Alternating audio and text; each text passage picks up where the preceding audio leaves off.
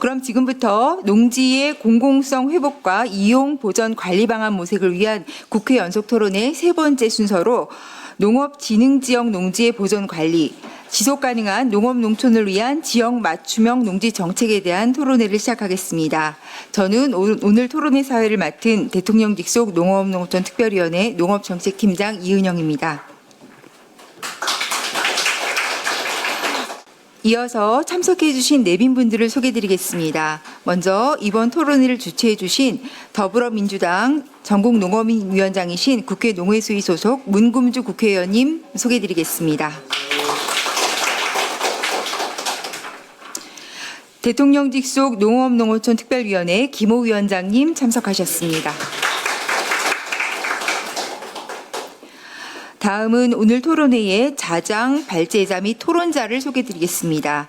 먼저 오늘 토론회 자장이신 농업농어촌 특별위원회 조병옥 농지제도개선 TF 단장님 참석하셨습니다.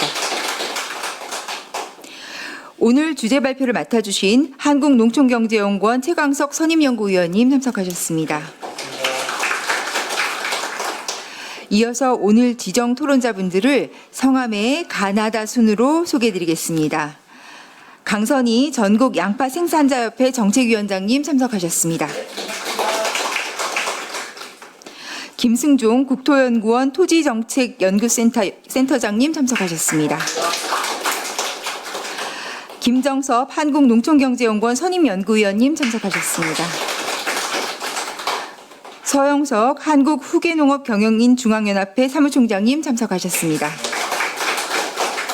송원규 농정전환실천 네트워크 정책실장님 참석하셨습니다. 농림축산식품부 농직과 허정은 서기관님 자리하셨습니다. 네, 감사합니다. 이 밖에도 귀한 많은 분들이 참석해 주셨는데 일일이 소개해드리지 못한 점 널리 양해를 부탁드립니다. 다음은 오늘 토론회를 주최하신 더불어민주당 전국농업위원장이신 문금주 국회의원님 인사 말씀이 있으시겠습니다. 네, 앉아서 하겠습니다.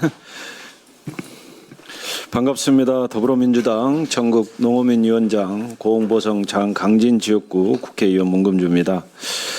오늘 농지의 공공성 회복과 이용 보존 관리 방안 모색을 위한 국회 5회 연속 토론인데 오늘은 세 번째 주제로 지속 가능한 농업 농촌을 위한 지역 맞춤형 농지 정책, 농업진흥지역 농지의 보존 관리라는 주제로 오늘 뜻깊은 자리에 함께해 주신 여러분들 환영하고요.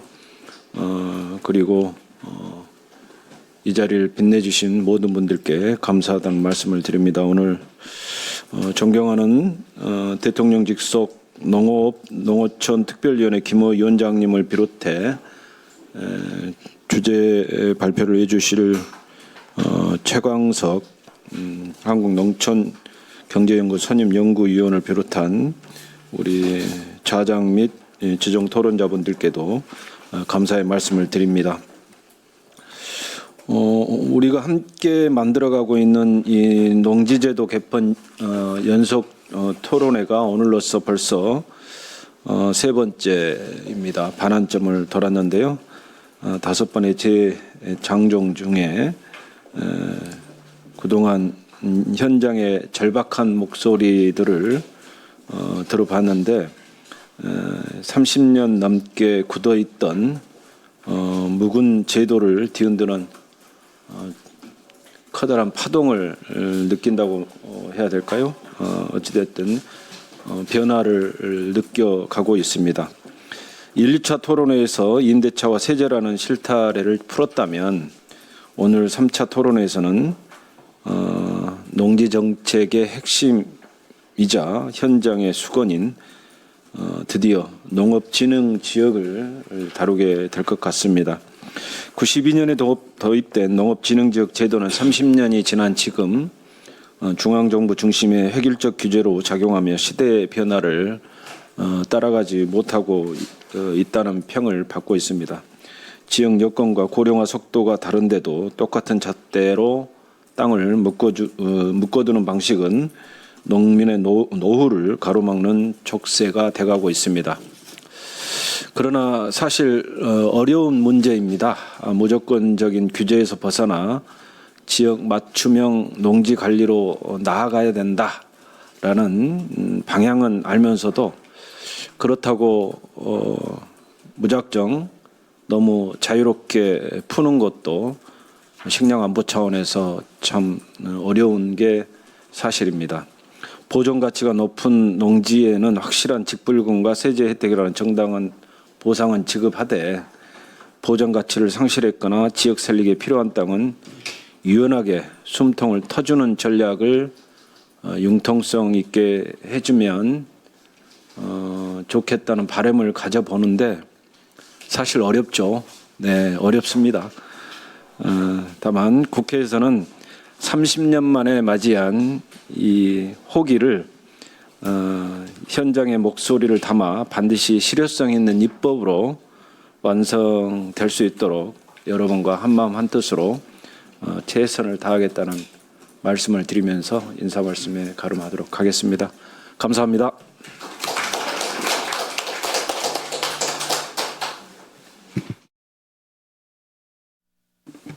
네, 다음은 대통령 직속 농업농어촌 특별위원회 김호 위원장님의 인사 말씀이 있겠습니다. 여러분 안녕하십니까, 김호입니다. 농지 공공성 회복과 이용 보전 관리 방안 모색을 위한 국회 5회 연속 토론회를 함께 주최해 주신 농해수위 서삼석 위원장님과 문금주 농어민 위원장님, 윤준병 의원님, 송옥주 의원님, 문대림 의원님, 임미애 의원님께 감사드립니다. 또 토론회를 함께 주관해 주신 국민과 함께하는 농민의 길, 한국종합농업단체협의회, 한국농축산연합회, 전국먹거리연대에도 감사드립니다. 17차례 회의를 통해 농지 제도를 검토하고 개선한 모색을 위해 수고해 주신 농지제도 개선 TF 조병옥 단장님과 위원님께도 감사드립니다. 재차 말씀드리지만 농지제도 관련 5회 연속 국회 토론은 우리 위원회에서 마련한 제도 개선 최종안을 발표하는 것이 아니고 의견 수렴을 하기 위한 공론의 장입니다. 토론자와 참석자의 의견 그리고 온라인 매체를 통해 제안해 주신 의견을 참고하여 수정 보완할 계획이라는 말씀을 드리겠습니다. 오늘 토론회는 세 번째 순서로 지속가능한 농업농촌을 위한 지역 맞춤형 농업진흥지역 농지 보존 및 관리 정책에 대한 의견을 듣고자 합니다. 오늘 토론회는 식량 주권의 기반인 농지의 보존과 농촌 인구 감소 지역 농지의 유동성을 강화하여 거래를 활성화하고 이용도를 높이는 것이 중요한 내용이 될 것입니다. 농업진흥지역 내와 농업진흥지역 밖의 농지 보존 부담금 조정, 객관적인 농지평가 지표 체계, 농촌 소멸 위험 지표에 따라 읍면 단위로 농지 이용의 규제 완화, 농지 집적화와 규모화 지원 등에 대한 고민과 토론도 필요할 것입니다. 오늘 뜻깊은 자리를 마련해 주신 국회의원님들과 발제 및 토론을 맡아주신 전문가분들, 함께해 주신 농민과 시민 여러분께 다시 한번 감사드립니다. 감사합니다. 네, 제가 꼭 소개드려야 될 한 분이 계셔서 잠깐 소개를 드리겠습니다. 이번 토론회를 농업 현장을 대표해서 농업 연합 단체들이 함께해 주셨는데요. 오늘 주관하신 전국 먹거리 연대 김상기 상임대표님 참석해 주셨습니다. 소개드리겠습니다. 네, 앞서 말씀드린 대로 오늘 토론회는 실시간 중계가 되고 있습니다. 그리고 장소와 협소한 관계로 별도의 기념 촬영은 진행하지 않을 예정이고요. 그래서 바로 오늘 주제 발표를 시작하도록 하겠습니다. 오늘 주제 발표는 한국농촌경제연구원 최강석 선임연구위원께서 해주시겠습니다. 안녕하세요.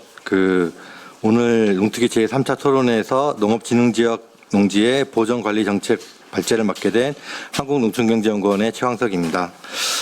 먼저 발제 순서를 좀 간단하게 말씀을 드리고 바로 발제에 들어가도록 하겠습니다. 먼저 이런 농지 보존과 관련된 현황과 통계를 간단하게 말씀을 드리고, 두 번째로는 이런 이제 법적 구조가 농지 보존과 관련된 법적 구조를 좀 살펴보고, 세 번째로는 이제 보존과 관리에 관련된 주요 쟁점 사항을 좀 제 나름대로 좀 정리해 보았습니다. 그리고 외국에는 어떻게 농지를 보존 관리하고 있는지를 간략하게 살펴보고 마지막으로 개선 방향과 정책 제어 순으로 말씀드리겠습니다. 먼저 농업진흥지역이 왜 특별한 보존 대상인가에 대해서 간단하게 말씀드리겠습니다. 그 농지는 농지법 헌법 제 121조와 농지법 제 3조가 공공적 자원으로 규정한 토지입니다. 그중에서 농업진흥지역은 1992년 필지별 절대 상대 농지 체계를 권역 중심으로 바꾸면서 지정한 집단화된 우량 농지입니다. 여기에는 경지정리와 용배수로 그다음에 농로 같은 장기 공공투자가 집중되어 있습니다. 그렇기 때문에 이런 농업진흥지역을 다른 농지와 좀 구분해서 다뤄야 하는 이유 중에 하나라고 이제 생각을 하고 있습니다. 현황을 잠깐 보시면은 이제 전국의 경지 면적 같은 경우에 1995년 대비 24%가 현재 2024년도에 24.2%가 감소했는데요. 농업진흥지역도 예외는 아니었습니다. 이제 동기간 농업진흥지역 안의 농지는 그 14.3%가 이제 감소를 했는데요. 그 자료를 보시면은 이제 표 1에 그 연도별로 이제 농업진흥지역의 농지면적 추이를 보면은 이제 특징을 크게 세 가지로 좀 볼 수가 있을 것 같습니다. 첫 번째로는 이제 전체 농지에서 농업진흥지역이 차지하는 비중이 45%에서 50.8%로 올랐다는 것인데요. 이거는 사실 이제 농업진흥지역 밖의 농지가 더 빨리 줄어든 결과라는 점입니다. 그러니까 농지 보존이 잘 돼서 농업진흥지역 내 농지 면적이 증가했다기보다는 농업진흥지역 밖의 농지가 더 급격히 감소했기 때문에 이렇게 발생한 수치이고, 또 두 번째로는 이제 2006년에서 2008년, 그다음에 2015년에서 2016년 사이에 그 농업진흥지역 면적이 크게 감소하는데요. 이것은 이제 보안 정비에 따른 지정 해제와 농업진흥구역과 보호구역 간의 용도구역 변경이 되었기 때문에 그에 따른 부분이지 어떤 전용에 따른 이제 물리적인 농지 소실이 아니라는 점을 좀 말씀을 드리겠습니다. 그리고 세 번째로는 2024년 기준으로 농업진흥지역 농지의 농지가 88.4%가 이제 논으로 나타났습니다. 이는 이제 농업진흥지역 제도가 이제 논 중심의 우량농지 관리가 좀 이루어지고 있다는 점을 특징적인 부분 말씀드릴 수 있을 것 같습니다. 일단은 이제 농지 총량 관리라는 개념에 있어서 일단 농지 통계에 관련해서 좀 구분을 좀 해야 될 점이 있을 것 같습니다. 그러니까 우리가 일반적으로 지금 뭐 통계청에서 얘기하는 농지 면적이 150만 헥타르가 붕괴됐다라고 하는데요. 그거는 농지 면적이 아니고 엄밀한 의미에서는 경지 면적이 이제 그 경지 면적을 뜻하는 의미고요. 이제 사실 우리가 일반적으로 얘기하는 농지는 농지법상의 농지는 그 농지 대장에 등재되어 있는 면적이 현재 지금 195만 정도가 농지 대장에는 등재되어 있습니다. 그래서 이 농지 대장상의 등재 면적과 경지 면적이 좀 다르다는 점이 오늘 말씀드리고, 또 하나는 농업진흥지역으로 지정된 면적과 또 농업진흥지역 내의 농지 면적이 좀 수치적으로 다르다는 부분인데요. 그러니까 농업진흥지역으로 지정했다고 그게 다 농지는 아닙니다. 그러니까 일반 이제 농지가 아닌 지역도 농업진흥지역으로 이제 권역으로 묶이다 보니까 이제 이렇게 지정되어 있다는 점을 좀 말씀을 드리겠습니다. 법적 구조에 대해서 간단하게 좀 말씀을 드리면은 이제 농업진흥지역 크게 4단계로 운영이 됩니다. 먼저 농업진흥지역을 정하는 이제 지정 및 구획이 있고, 두 번째로는 이제 구역별로 허용시설을 구분하는 행위 제한이 있습니다. 그 다음에 3단계에는 이제 허가 협의 신고를 처리하고 이제 부담금을 산정하는 이제 뭐 전용이나 일시 사용에 관련된 업무가 있고, 그리고 마지막으로는 이제 변경 및 해제, 그다음에 사후 관리로 이렇게 이제 크게 농업진흥지역 운영은 4단계로 구분된다고 말씀드릴 수 있을 것 같습니다. 그리고 또 하나 이제 법적 구조는 굉장히 중요한 부분인데요. 2024년도에 농지법 개정으로 이제 도입된 제도로 이제 국가는 이제 10년 단위 농지관리 기본방침을 수립하도록 되어 있고, 시도는 10년 단위의 기본계획, 그다음에 시군구는 5년 단위 세부 실천 계획을 수립을 하고 각 계획에 관리해야 할 목표 면적을 수립하도록 되어 있습니다. 그리고 농지법 시행령 제60조 2항에 따라서 다음 법률에 따라 이제 지역 지구를 지정하거나 변경할 때에는 그 계획이 농지관리 계획에 부합하는지를 협의 기준으로 이제 확인하는 이제 구조로 이제 농지법이 새로 이 농지관리 법적 구조가 새로 추가가 됐습니다. 그리고 또 하나는 이제 올해 6월 16일 날 이제 공표된 개정 농지법에 의하면은 이제 올해 12월 17일까지 이제 10월 17일부터 시행 예정인데요. 목표 면적 산정 시 이제 식량 작업용 목표를 고려하도록 했고 기존의 지정 기준에 더해서 해제 기준과 지방 계획의 이행 점검을 기본 방침에 포함하도록 했습니다. 그 절차도 그 농지관리위원회 심의를 이제 자문으로 조정하는 대신 국회의 심의와 대통령 승인을 이제 추가하였습니다. 그러면 이제 이런 이제 농지 보전 관리에 있어서 이제 주요 쟁점은 저는 이제 크게 네 가지 여러 쟁점이 있을 수 있지만 저는 이제 크게 네 가지로 이제 구분을 해 보았는데요. 첫 번째는 이제 목표 면적을 얼마나 설정하고 그걸 어떻게 총량 관리할 건지에 대한 쟁점이 하나 있을 수 있고 두 번째로는 이런 총량 관리에 있어서 이제 농지의 질과 특성을 어떻게 평가할 건지 그다음에 세 번째로는 이제 지방 분권과 국가 기준을 어떻게 일치시켜 나갈 것인지 네 번째로는 이제 농지 보존에 대한 부담이 발생할 수밖에 없는데 이 부담을 어떻게 기속시킬 건지에 대한 크게 쟁점이 네 가지로 말씀을 드릴 수 있을 것 같습니다. 이제 첫 번째로는 이제 목표 면적과 총량 관리입니다.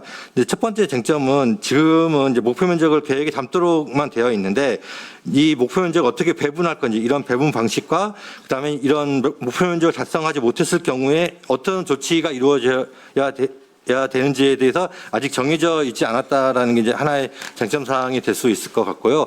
두 번째로는 이제 농지의 질과 특성을 평가하는 겁니다. 사실 이제 농지 총량 관리에 있어서 굉장히 중요한 부분인데 앞서 말씀드렸듯이 이제 농업진흥지역 지정 후 30년이 지나면서 이런 도시 확장과 경영 규모, 수리 체계, 기후 조건도 달라졌습니다. 반면 이제 농업진흥지역 밖에도 이제 조건이 양호하고 기존 농업진흥지역과 연결된 농지가 있고 반대로 농업진흥지역 안에서도 이제 비농지와 단전지, 그다음에 이제 뭐 재해 취약지 등이 포함되어 있습니다. 따라서 이런 토양과 기후, 그다음에 뭐 그 수리나 생산 기반, 그다음에 집단화 등의 공통 기준으로 조사하는 이런 좀 농지 특성 평가가 좀 필요하지 않나라는 부분입니다. 그러니까 지금은 이제 농업진흥지역 안팎으로만 구분되어 있지 사실 진흥지역 안에서도 이제 지정된 이후에 여건 변화로 인해서 이제 생산 여건이 안 좋아진 곳이 있을 수도 있고 또 진흥지역 밖이라고 하더라도 굉장히 이제 기반 정비를 통해서 생산 조건이 우량한 농지가 있는데 그런 거에 대한 특성 평가가 전혀 이루어지지 않고 있다라는 점입니다. 세 번째로는 이제 이런 지방 분권과 이제 국가 기준인데요. 사실 이제 지역의 여건을 가장 잘 아는 곳은 이런 지방 정부라고 저는 생각을 하고 있습니다. 그로 인해서 이런 이제 농지 관리에 있어서도 지방 정부 역할이 중요해지는데요. 사실 이제 이런 뭐 작부책이나 뭐 경작 수요, 그다음에 인구 감소 정도는 중앙에서 일률적으로 판단하기가 굉장히 어렵습니다. 그리고 이런 유용지를 관리하고 그다음에 농지를 집적시키고 이런 생산 기반 정비의 우선순위는 지역 계획에서 정하는 것이 맞다고 생각을 하고 있습니다. 다만 이런 농지 관리에 있어서 권한 이양을 하는 경우에는 지자체 입장에서는 이제 개발에 좀 편향될 수가 있기 때문에 이런 개발 편향을 막는 장치도 좀 반드시 따라야 한다라는 게 저는 이제 세 번째 쟁점이고요. 네 번째로는 이런 이제 보전의 부담과 편익을 어떻게 기속시킬 거냐 하는 부분입니다. 사실 이게 이제 가장 중요하고도 어려운 쟁점인데요. 사실 이런 농업진흥지역 보전의 편익은 사회 전체가 누리고 있지만 사실 이런 부담과 지원은 이런 소유자와 실경작자에게 다르게 돌아가고 있습니다. 먼저 이제 실경작자의 입장에서는 이런 이제 농업진흥지역 지정으로 인해서 기반 정비와 영농 지원의 직접적인 편익은 실제 경작자에게 가지만 하지만 이제 반대로 이런 이제 전용의 제한과 개발 가능성의 축소에 따른 자산 가치의 변화는 주로 소유자에게 기속되고 있습니다.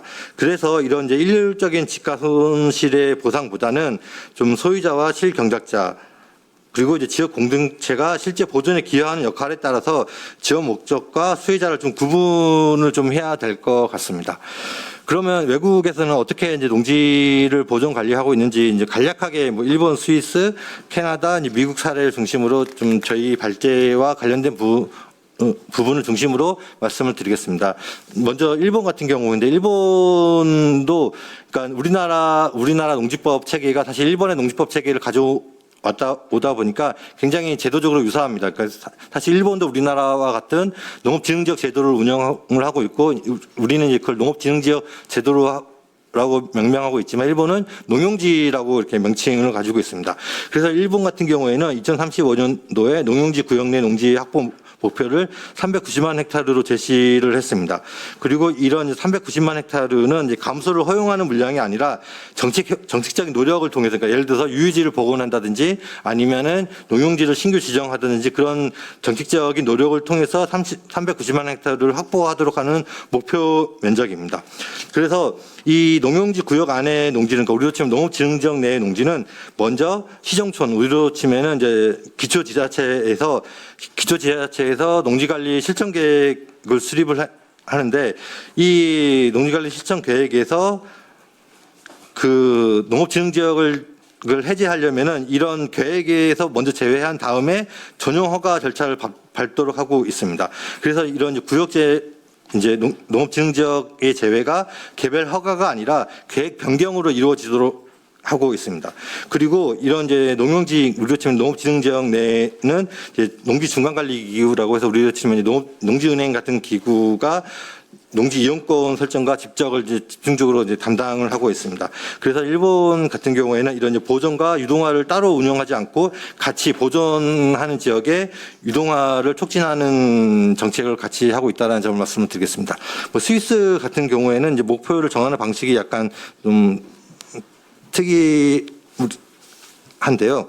그러니까 그 스위스 같은 경우에는 평상시 이용 면적이 아니라 위기 발생 시 필요한 생산 잠재력을 목표 근거로 삼고 있습니다.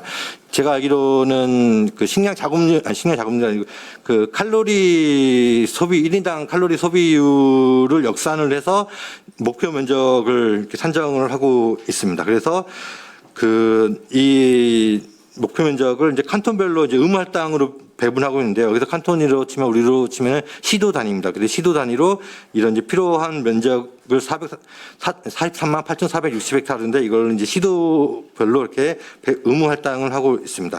그래서 만약에 이제 시도에서 이제 개발이 필요하면은 반드시 그 우량농지를 회피하고, 만약에 부득이하게 들어간다고 하면 면적을 가장 최소화하도록 계획을 수립하도록 하고 있습니다. 그리고 만약에 이제 이 의무할당된 면적보다 더 많이 개발이 이루어진다고 하면은 같은 면적과 같은 품질의 토양 품질의 농지를 대체 확보하도록 일본은 제도적으로 운영을 하고 있습니다. 그래서 이런 이제 농업진흥지역의 훼손을, 그러니까 우량농지의 훼손을 현금 보상하는 것이 아니라 농업 생산 능력을 회복하는 조건으로 이제 공간적으로 이렇게 상세를 하고 있다라는 점을 말씀을 드리겠습니다.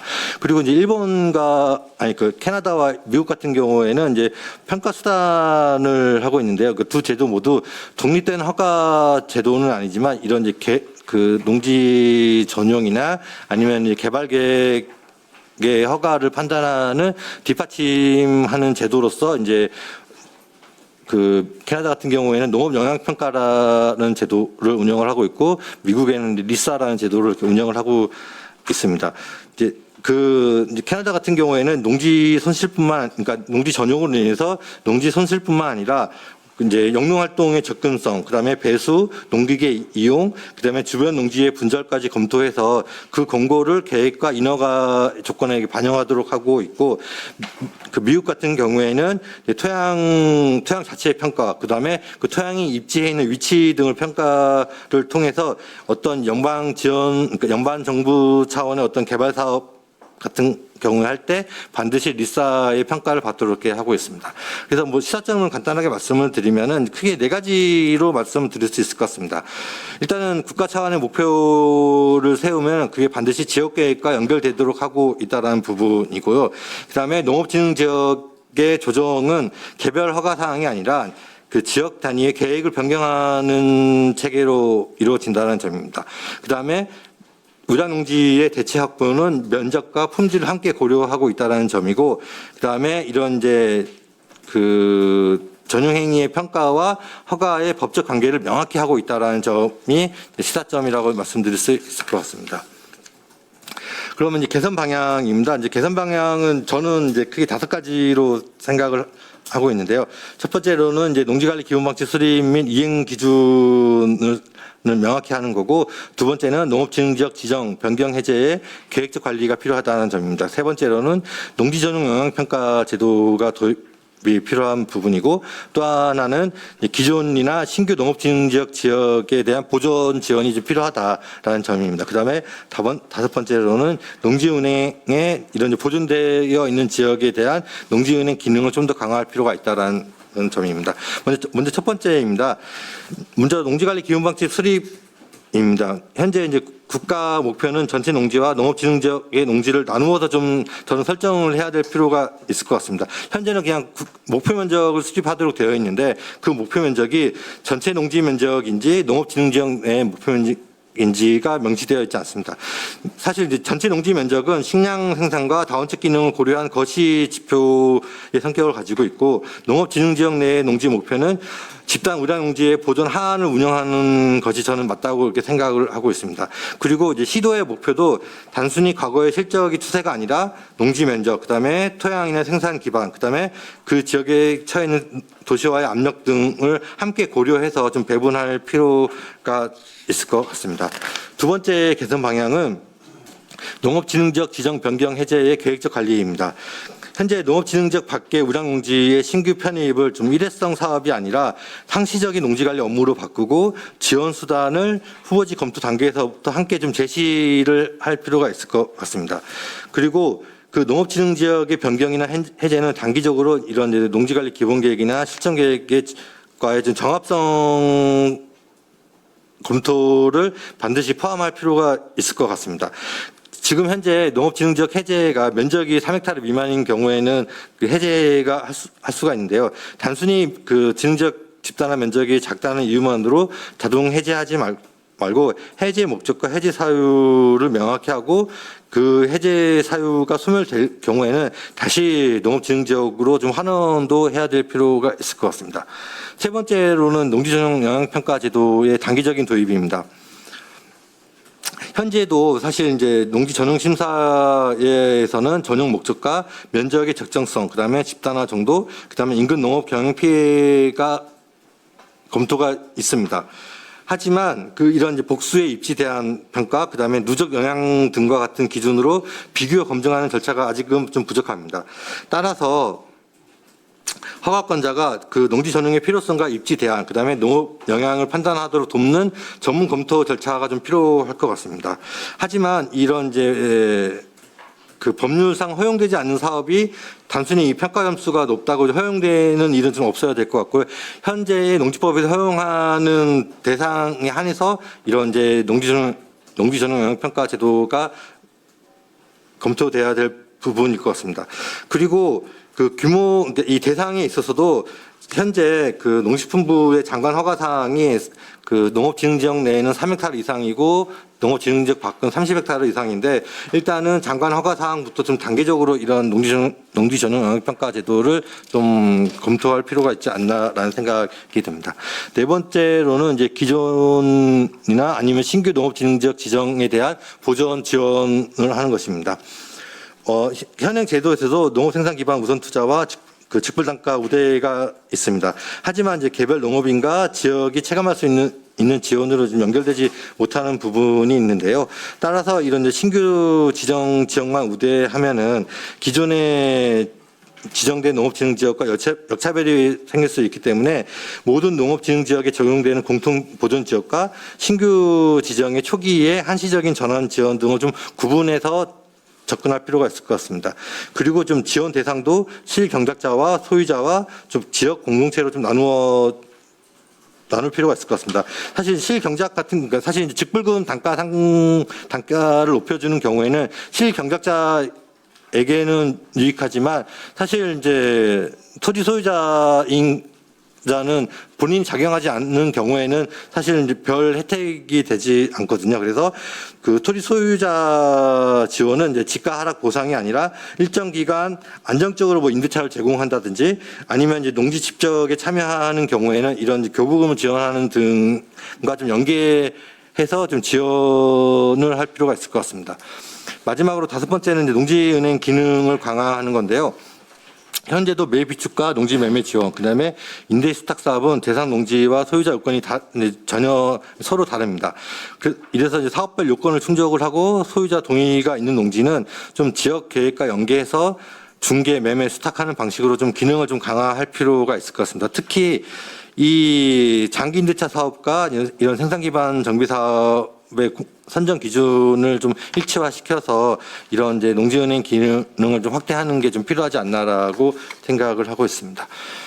이제 마지막으로 정책 제언인데요. 뭐 이제 정책 제언은 크게 저는 단계를 2단계로 나눠서 좀 접근할 필요가 있을 것 같습니다. 일단은 첫 번째로는 이제 우선 추진할 행정 과제인데요.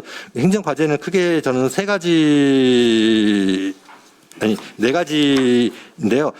먼저 농지관리 기본방침의 통계 기준선, 그러니까 통계 기준선이라는 게 농지 면적으로 할 건지 경지 면적으로 할 건지에 대한 기준을 명확히 할 필요가 있고, 그다음에 목표 면적의 성격을 먼저 확정을 해야 될 것 같습니다. 그래서 그에 따른 목표 면적을 전체 농지 면적만 가져갈 건지 아니면 농업진흥지역 밖의 농지 면적과 가져갈 건지에 대한 농지관리 기본방침상의 성격을 명확히 할 필요가 있을 것 같고, 두 번째로는 농업진흥지역의 변경 해제는 농지법 제31조와 같은 법 시행령이 정한 심의 승인 절차를 그대로 적용하면서 농지관리 기본계획과 실천계획과의 정합성을 이제 공통적인 점검표로 좀 확인할 필요가 있다라는 점입니다.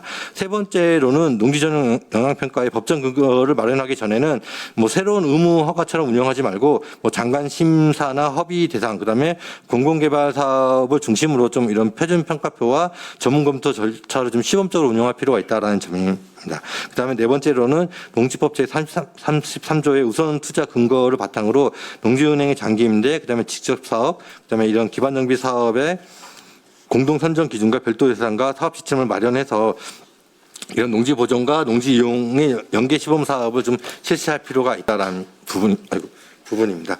그다음 두 번째로는 이제 법률 개정 사항인데요. 첫 번째로는 이제 이런 현재 목표 면적을 미달한 지자체에 대해서 어떤 조치를 취할 건지가 지금 명확하지가 않습니다. 그래서 이런 이제 목표 면적을 미달하는 지자체에 대해서는 어떤 조치를 할 건지를 좀 제도화할 필요가 있을 것 같고요.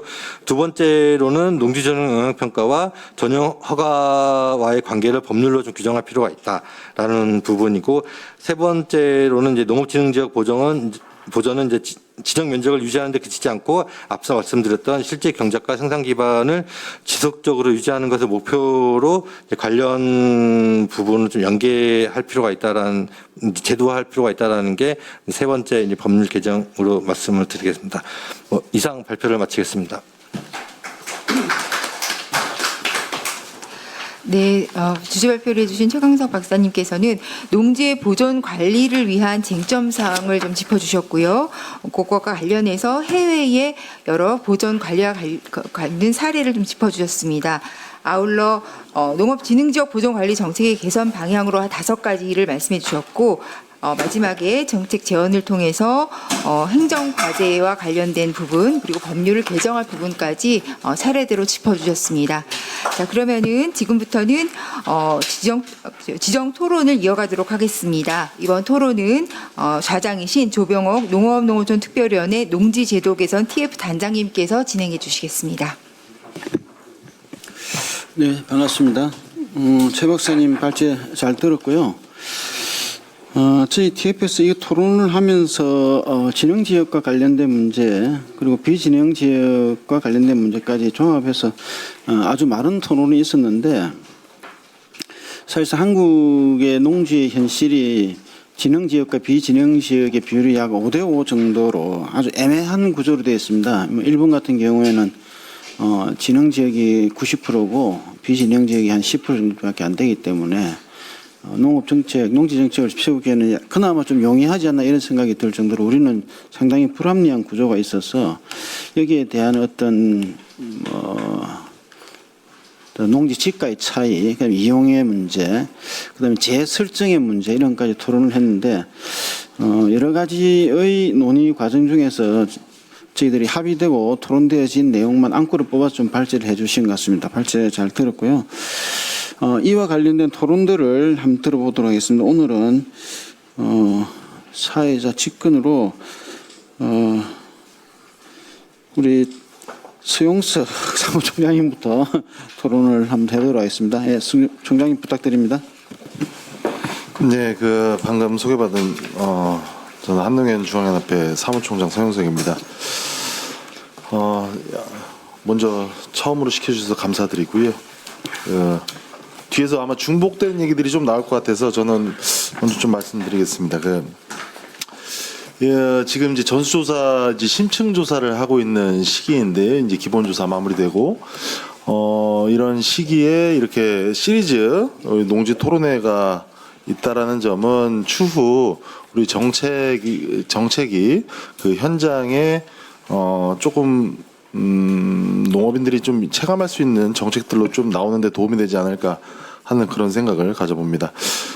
사실 이제 주제가 그 지속 가능한 농업 농촌을 위한 그 맞춤형 농지 정책에서 이게 농지 공공성 이제 부분인데, 사실 이제 오늘 아침에도 제가 현장에서 이제 민원을 하나 이제 접수를 받았습니다. 내용은 그 농지에 그 외국인 노동자 지금 숙소 관련해서 그 지역의 지자체의 공무원분은 이건 즉시 이제 정리를 해라. 그래서 이분은 몇십 년 동안 이제 똑같이 생활해 왔는데 이게 너무 갑작스럽게 이렇게 하는 것은 좀 너무한 처사 아니냐 해서 제가 그 지난달 7월 30일 날 농식품부에서 나온 브리핑 보도 자료를 보내주고 좀 안심하셔도 됩니다. 해서 그냥 현장 계속 꾸준히 해왔던 농업인이라고 한다면 크게 문제는 없을 겁니다라고 했지만, 사실 이제 저희들도 이제 답답하죠. 뚜렷하게 이제 이게 불법이다, 불법이 아니다라는 거를 사실 이거를 어떻게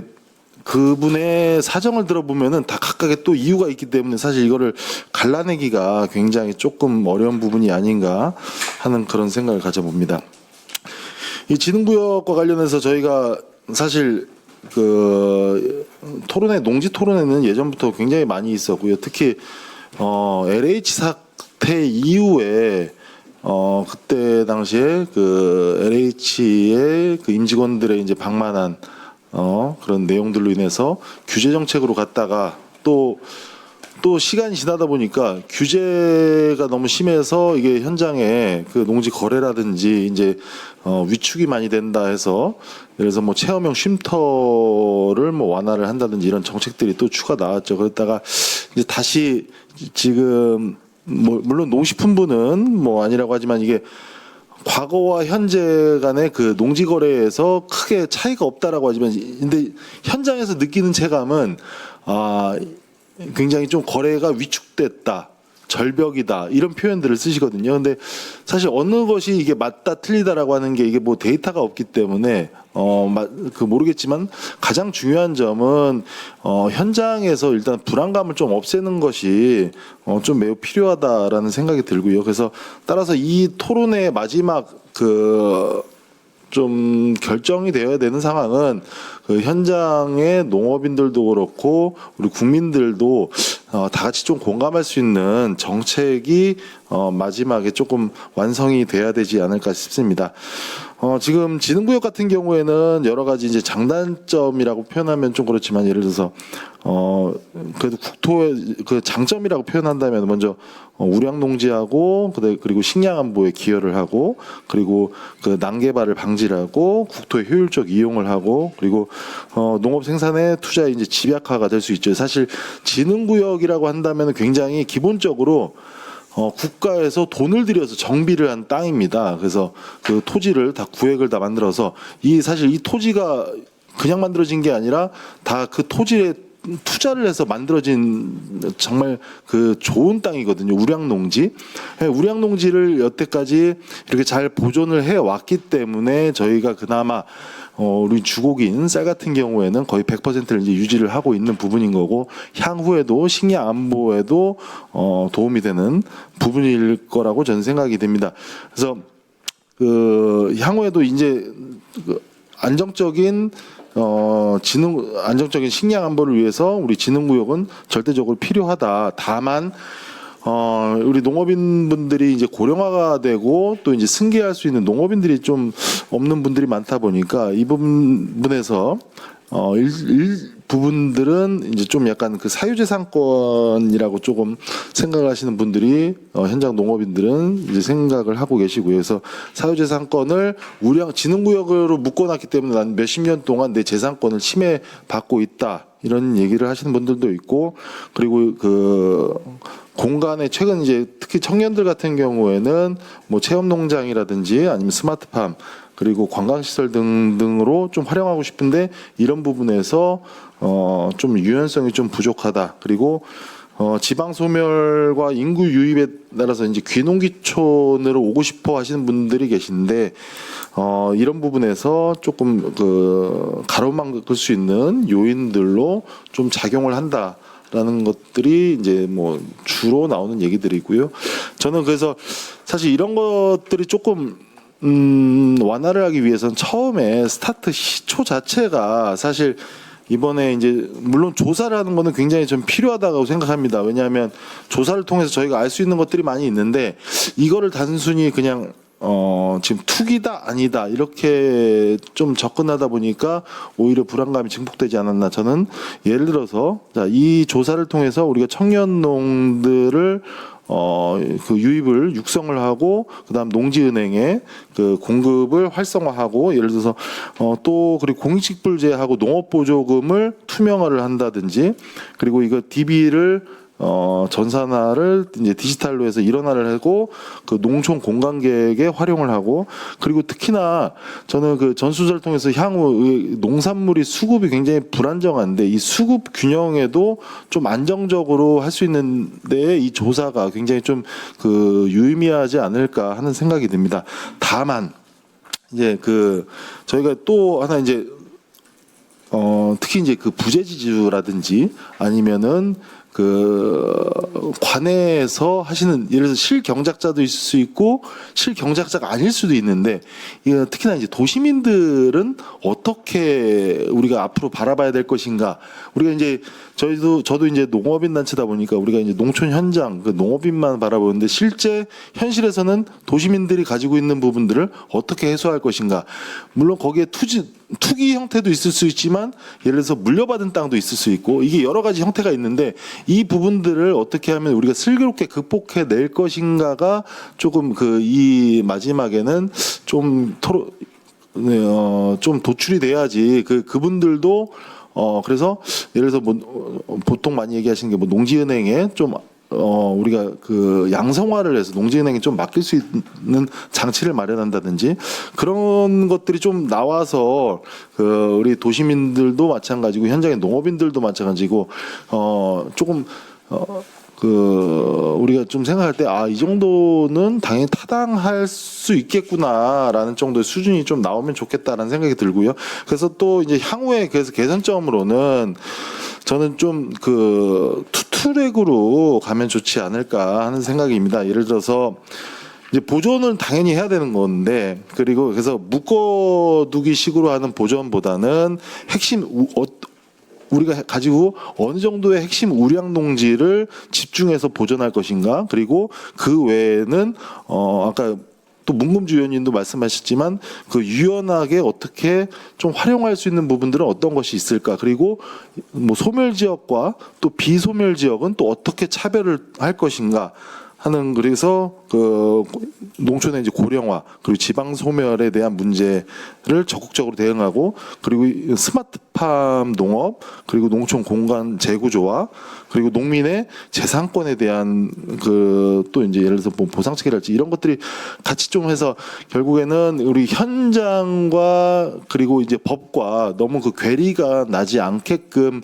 가는 것이 굉장히 좀 중요하지 않을까 하는 생각을 가져봅니다. 그래서 저는 당연히 우리가 이제 보존을 해야 되지만 실제 우량 농지는 정말 보존을 해야 되고 또 우량 농지가 아닌데도 묶여 있는 또 땅들도 있는데 그런 것들은 좀 어떻게 현장에서 좀 잘 슬기롭게 좀 극복해 나갈 수 있을 것인지 하는 거를 저도 오늘 좀 이 토론회를 통해서 많이 좀 배워서 가고 앞으로 좀 더 나은 농지법 개정이 되었으면 좋겠습니다. 이상 마치겠습니다.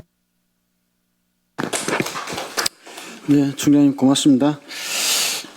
제대로 보존을 함과 동시에 활용은 또 어떻게 잘 할 수 있을 것인가에 대한 집중적인 고민이 필요하다. 이런 취지로 의견을 주신 것 같습니다. 저희도 한 번 더 그 고견에 대해서 한 번 더 검토를 한번 해보도록 그렇게 하겠고요. 다음은 우리 김승종 박사님 토론 들어볼까요? 네, 반갑습니다. 국토연구원의 김승종입니다.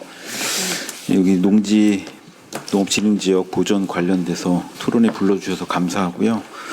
아무튼 여러 가지 농지를 둘러싸고 여건 변화도 많고 그리고 앞으로 농지 이용 실태 조사를 통한 그 결과도 좀 기대가 됩니다. 그리고 여러 걱정도 좀 많으실 것 같고요. 그래서 일단은 이제 이 농업진흥 지역에 갖는 의미가 이게 단순한 식량 기지뿐 아니고 국가적으로 향후 세대에 넘겨줘야 될 그런 또 자산이기도 하고 그리고 앞서 말씀하신 것 같이 이미 농업진흥 지역에 많은 자본을 투자한 사회적인 자산이고 그리고 환경적인 가치 이런 다양한 다원적 기능도 포함하고 있어서 정책적으로는 이제 농업진흥 지역을 보존해야 하는데 한편으로는 농지 소유자들에게는 지속적인 규제가 되고 있고 그리고 상대적인 가격에 대한 불평등도 함께 고민해야 될 숙제가 아닌가 싶습니다. 근데 저도 얼마 전까지만 해도 이제 농업진흥 지역이 150만 헥타르였는데 조사를 하다 보니까 이미 2025년도에 149만으로 150만 헥타르가 이제 깨졌습니다.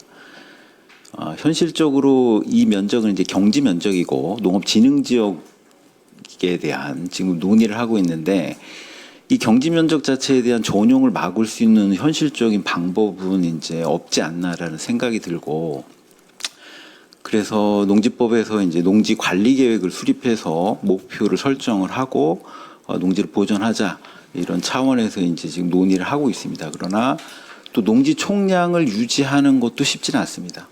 그래서 이런 어려운 환경 속에서 농지는 또 유휴화되고 있고 그리고 농업인은 고령화되고 있고 그리고 지방 분권에 맞추어서 권한 이양도 이제 강화되고 확대될 그런 걱정이 됩니다. 지방 이양이 되면 농업진흥 지역에 대한 해제 그리고 개발의 압력 이런 게 이제 높아질 텐데요. 이런 부분들에 대해서 이 미래를 봤을 때 우리가 이제 농업진흥 지역을 어떻게 관리해야 될까에 대한 그런 고민이 많은 시점이 아닌가 싶습니다. 일단 저는 자료에서 이제 많은 부분을 담아 놓긴 했는데요.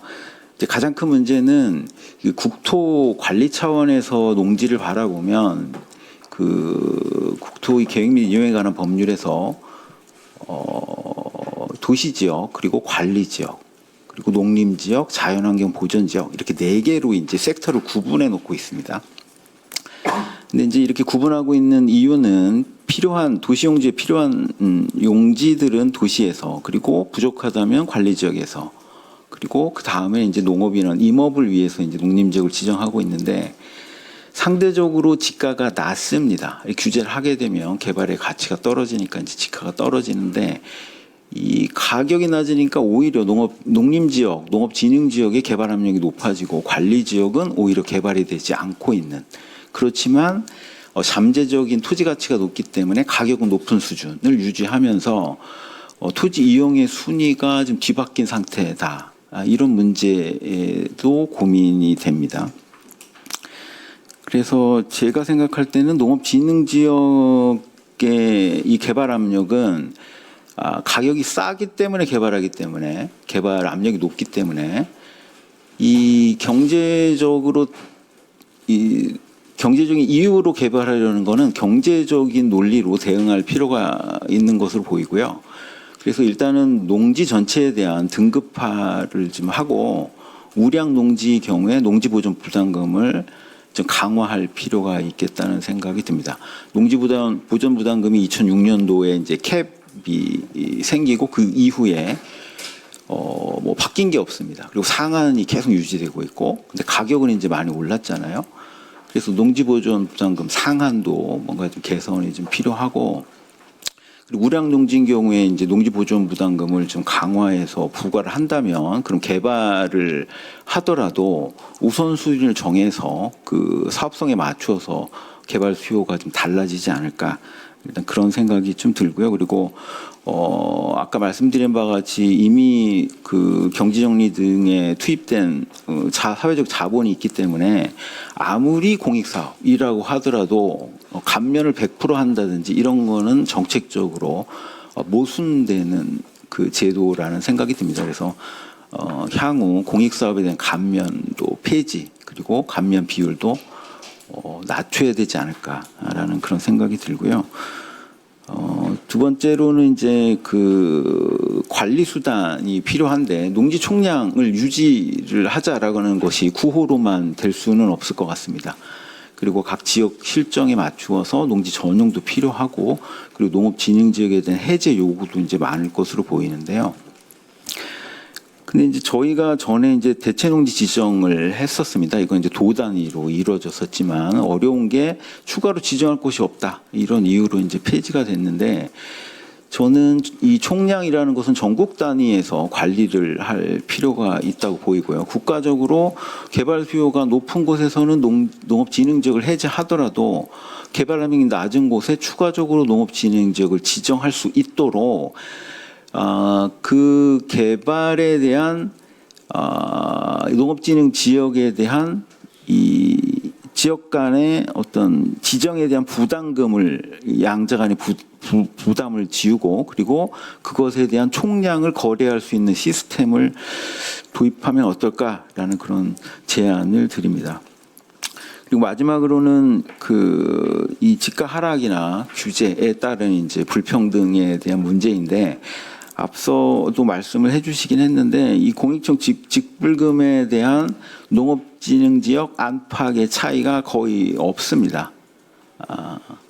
그렇게 되면 이제 토지 소유자 입장에서는 어떤 형태든지 농업진흥지역을 해제하려고 하고 어떤 형태든지 다른 용도로 전용할 그런 생각을 가질 수밖에 없어서 이런 부분에 있어서는 단기적으로는 공익청 지불제의 그런 차이를 좀 대폭 확대해야 되지 않을까 이런 생각이 들고요.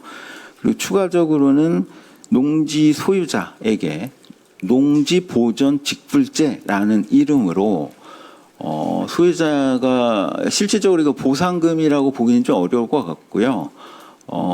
그렇다 하더라도 특별한 희생까지는 아니지만 일정한 제한을 이 경제적 제한을 받기 때문에 이 부분에 대해서 농지 보전 직불제 직불금을 이제 새롭게 도입하면 어떨까라는 생각이 들고 그 재원은 그 앞서 말씀드린 바와 같이 농지 보존 부담금을 좀 강화한다면 그 재원은 충분히 확보할 수 있지 않을까라는 생각이 듭니다. 네, 이상입니다.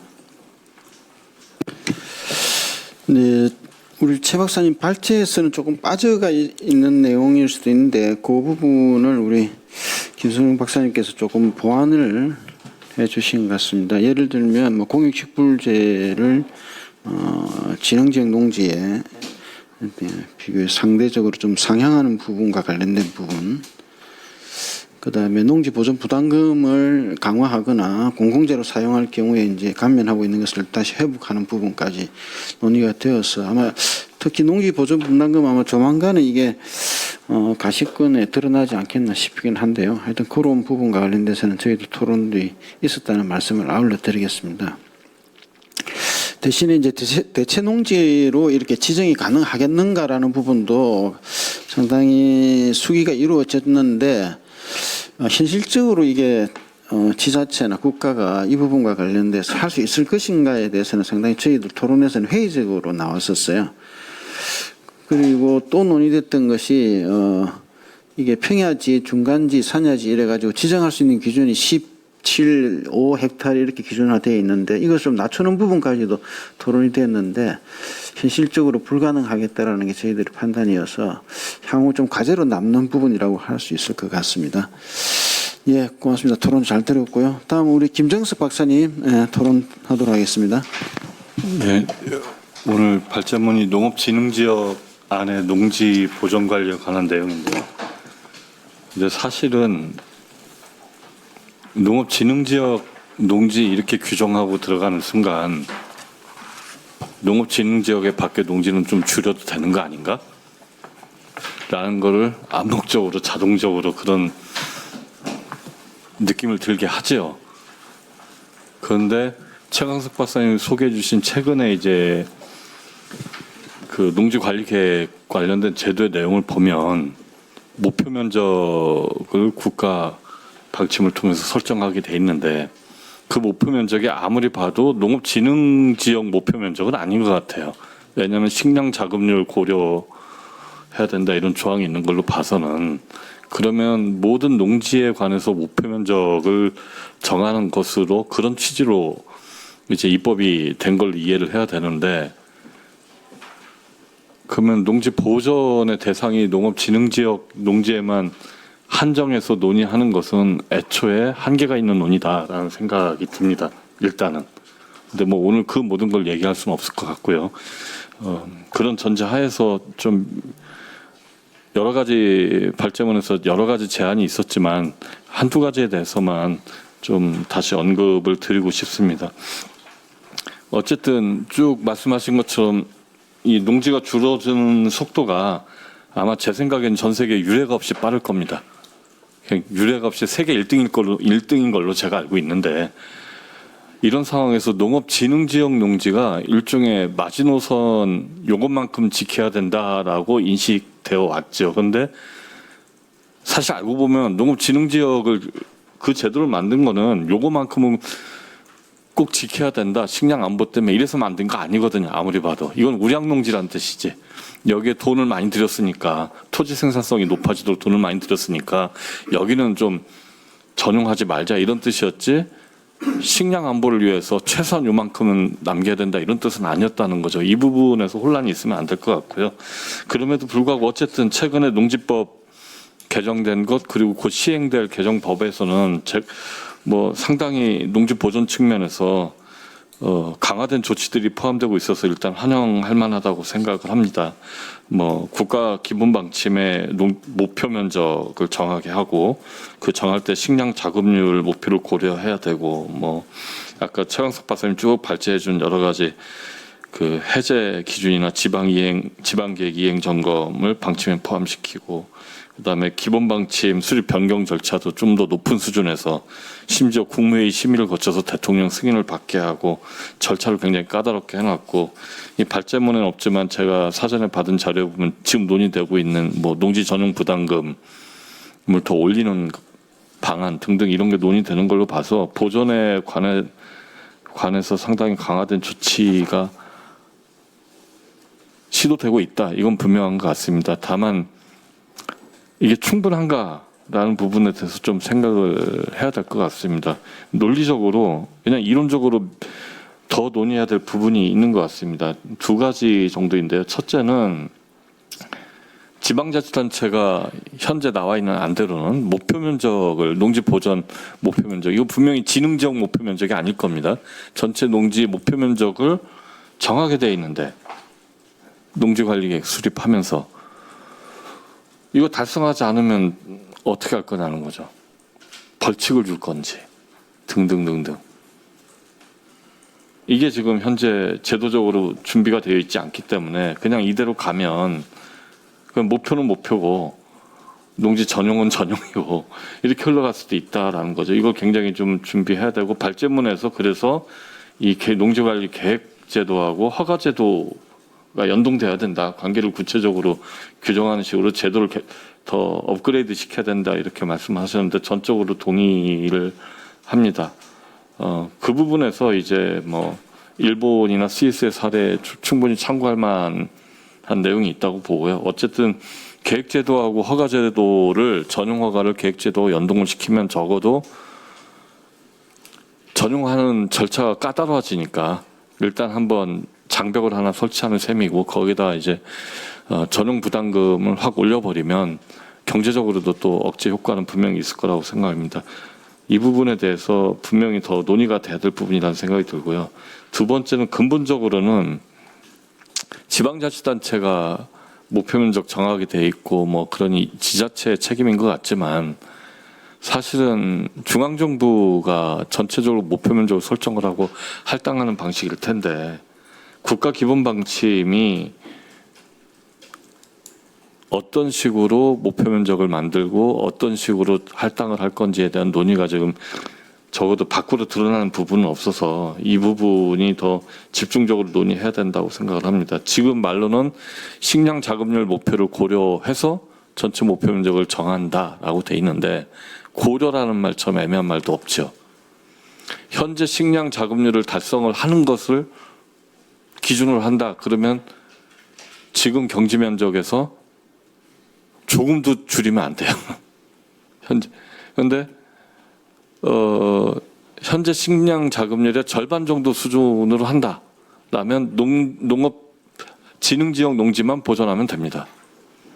어느 선에서 목표 면적 고려한다는 게 도대체 구체적으로 현재 식량 자급률인지 그 이상인지 이상이 되기는 어렵겠죠. 아니면 거꾸로 농업 진흥 지역 내 농지 면적에 맞춰서 거기에 따른 식량 자급률을 고려를 하는 건지 이 부분에 대해서는 아직 논의가 없고 아마 합의도 없을 거라고 생각합니다. 이 상태로 가면 그냥 정부에 따라서 농림축산식품부 장관이나 국무회의나 대통령이 나름의 기준을 가지고 그냥 그래 현재 식량 자급률은 너무 과하고 농업 진흥 지역만 보존하는 건 너무 작고 그러니까 뭐 현재 식량 자급률의 75%선 어떤가 이런 식으로 정할 수도 있다고 생각을 합니다. 그러면 그게 정당한가 타당한가라는 생각을 해볼 수가 있다는 거죠. 이 부분에 대해서 더 심도 있는 논의가 분명히 있어야 된다는 것이고요.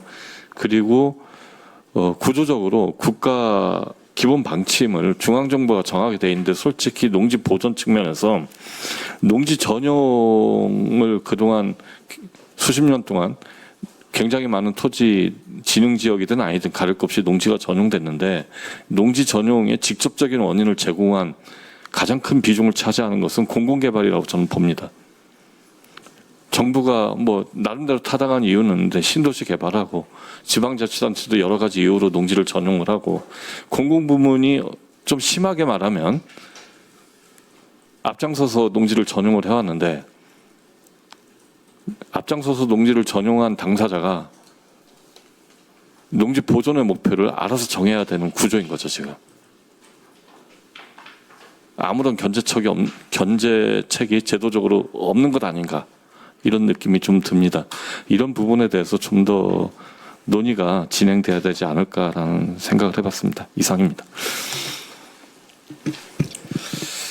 예, 다양한 시사점을 주는 토론 내용이었고요. 이게 이제 목표 면적을 진흥구역과 비진흥지역 구분 없이 이제 어느 정도 설정해서 목표를 정하고 또 보존 또 후손들에게 물려줄 것인가의 문제와 관련돼서는 이 정부에서 조금 더 깊은 수기가 저도 필요하다, 토론이 필요하다고 봐지고요. 정확한 연도는 기억나지 않지만 이게 국가가 진행해왔던 농지 기반 조성 사업이 기반 정비 사업이 이게 이제 지방으로 이전이 됨으로 인해 가지고 마치 활력 있게 진행될 것처럼 보였지만 결국은 지방 이전됨과 동시에 거진 이 기반 정비 사업은 이루어지지 못했던 역사가 있습니다. 결국은 뭐냐면은 지방 정부는 이런 사업 하기 싫어하거든요. 그래서 더 이상의 어떤 농업 진흥 지역의 확대나 기반 정비를 통해서 제대로 된 우량 농지를 확보하는 문제가 우리 사회가 이제 수독되었고 이것을 확대할 수 있는 방안들이 사실상 없다는 게 저희들의 판단이었고 그러면 대체로 지정할 수 있는 부분까지 검토해 봤으나 이것도 만만치 않겠다라는 게 저희들의 판단이었어요. 그럼 결국 현재 있는 농지를 그나마 제대로 보존하는 것이 가장 합리적인 방법이 아닐까라는 결론을 도달했는데요. 씁쓸한 토론 내용이었던 것 같습니다. 그렇지만 앞으로 해야 될 일이 많기 때문에 다시금 이 정부에서 할 수 있는 내용들을 잡아서 농지를 후손들에게 잘 물려줄 때 대한 고민을 진행해야 되겠다 이런 생각이 듭니다. 다음으로 우리 강선희 정책위원장님 토론 듣겠습니다. 예, 반갑습니다. 전국 양파 생산대표 정책위원장 강선희입니다. 사실 제가 올해 양파값 폭락으로 인해 가지고 제가 가는 토론회가 거의 가격 아니면 유통인데 농지 토론회를 오라고 해서 너무 난감하기도 했고요. 그리고 하나 더는 제가 농지에 관심이 없었구나. 사실 농업에서의 생산 수단으로 보면 농지만큼 중요한 게 없는데 그 부분을 놓치고 있다는 거 좀 반성하는 시간을 가지게 됐습니다. 또한 덕분에 1, 2차 토론회도 다시 돌아보게 됐고요. 보면서 그나마 좀 쉬운 토론회 이렇게 말하면 좀 그렇지만 지난번 토론회를 제가 봤었거든요. 그래서 거기에 제가 말래 갔었더라면 할 말이 전혀 없었겠구나라는 생각을 좀 했었습니다. 그리고 하나의 더 고민은 그러면 이제 저를 여기에 오라고 했을 때는 무엇을 얘기해야 될까라는 고민을 했었습니다. 대체로 이제 앞에 자료들을 보고 토론들을 보니 그러니까 식량 자급률 그리고 농지가 대체로 논에 좀 포커스 초점이 좀 맞춰져 가지고 토론이 되더라고요. 이제 식량 자급률이 워낙 중요하니까 1번은 식량이죠. 근데 저희 지금 밭작물 관련해서 자급률은 거의 없죠. 대표적인 사례가 저는 고추라고 생각하는데 저희 국민이 모두 먹는 김치 재료들이 자급률이 점점 떨어지고 있거든요. 양파도 100% 자급하다가 지금 가공까지 포함하면 자급률이 70%까지 떨어져 있습니다. 그리고 양파로도 이 공부를 하다 보니 이게 농지가 농지로만의 문제가 아니라 실제로 농사지어서 돈이 되면 농지를 팔까? 아까 제가 중요한 생산 수단이라고 이야기했잖아요. 근데 농사지어서 돈이 안 되니 내가 이제 죽기 전에 자식한테 뭐라도 좀 남겨주려고 보니 농지라도 팔아서 뭐 한몫 주고 가야 되겠다. 왜냐하면 부모로서 다음 세대를 살 우리 아이에게 우선은 전체 아까 후대에게 물려준다 이까지 생각이 갈까요? 내 아이 보고는 농사 짓지 마라 한 거잖아요.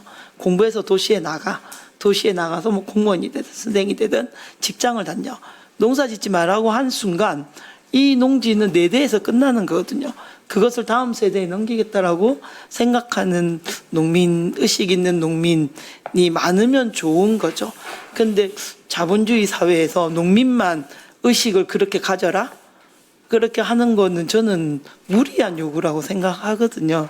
그럼에도 불구하고 농지가 중요한데 제가 이제 이 자료나 토론을 보면서 제가 좀 뒤로 갔으면 좋겠다는 게 어떻게 보면 밭이라고 하는 협소하다라고 말을 해버리면 좀 그 부분에서 국한될까봐 걱정을 했었는데 이제 저 다음에 할 송홍주 박사님하고 내용이 이제 맨 처음에 밭을 할까 아니면 농지 전체 발제문에 맞춰서 농지를 어떻게 보존하고 갈 것인가 고민을 하다 아니야 그래도 누군가는 양파 생산자 입장에서 농지 문제를 이야기하는 것이 맞지 않을까 그렇게 해서 저는 이제 그 발제문 중에 아까 나온 농업진흥지역 내 농지 이게 농지인지 경지인지 이 내용도 불명하다라고 말씀하셨지만 거기에서 논이 88.4%인데 밭은 11.6%거든요. 이게 지금 우리의 밭농업의 현실이다라고 생각합니다. 아마 자급률로도 가도 이거보다 더 떨어지겠죠. 식량 자급률이 예를 들면 88%면 저는 밭작물 자급률은 말래 배추무, 김치 속재료를 빼면 뭐 10% 되는 게 있을까요? 대부분 수입에 의존하고 있다라고 봐집니다. 그래서 저는 우선 중복되는 내용들도 좀 있고 그리고 송홍주 박사님이 전체적으로 총괄적으로 아마 이야기하는 부분에서 크게 벗어나지 않기 때문에 그 자료집에 제일 마지막 정리하는 것으로 제 이야기는 대신하도록 하겠습니다. 93쪽을 봐주시면 전체적으로 앞에 발제문에 큰 이견은 없습니다. 그리고 동의되는 부분들도 많습니다. 그런데 이제 어떤 농지를 어떻게 지킬까라고 하는 부분, 그 53쪽입니다. 예. 그러니까 어떤 농지를 어떻게 지킬까라고 하는 건 전 중요하다라고 보고요. 논이 가지고 있는 자기의 식량 자급, 아까 식량 창고로서의 역할이 있는 거고, 밭 또한 밥만 먹고 살 수는 없지 않습니까? 반찬이 있어야 뭐 밥을 더 맛있게 먹든 할 건데 그래서 밭은 또 밭대로의 자기의 역할이 있다라고 봅니다. 그래서 농가 밭이 그 자체로 지켜줬으면 좋겠고, 아까 대체한다고 했을 때 논을 밭으로, 뭐 예를 들면 지능지역의 논이 사라지는데 그것을 밭으로 대신했을 때도 용이한다면 밭은 점점 줄어들 거라고 생각하거든요. 그래서 그 부분에 대한 고민도 좀 필요하지 않을까라고 보여지고요.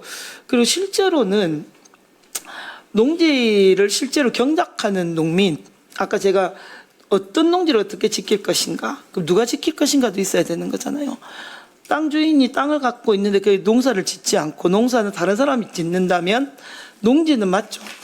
근데 그 농지에서 그러니까 어떤 사람의 입장에서 그 농지를 안정적으로 유지해 나갈 것인가라고 하는 고민이 있어야 될 것 같습니다. 특히 이제 양파는 논에도 심고 밭에도 심거든요. 그런데 논에 심는 양파 농가들은 임대차 계약서 거의 없습니다.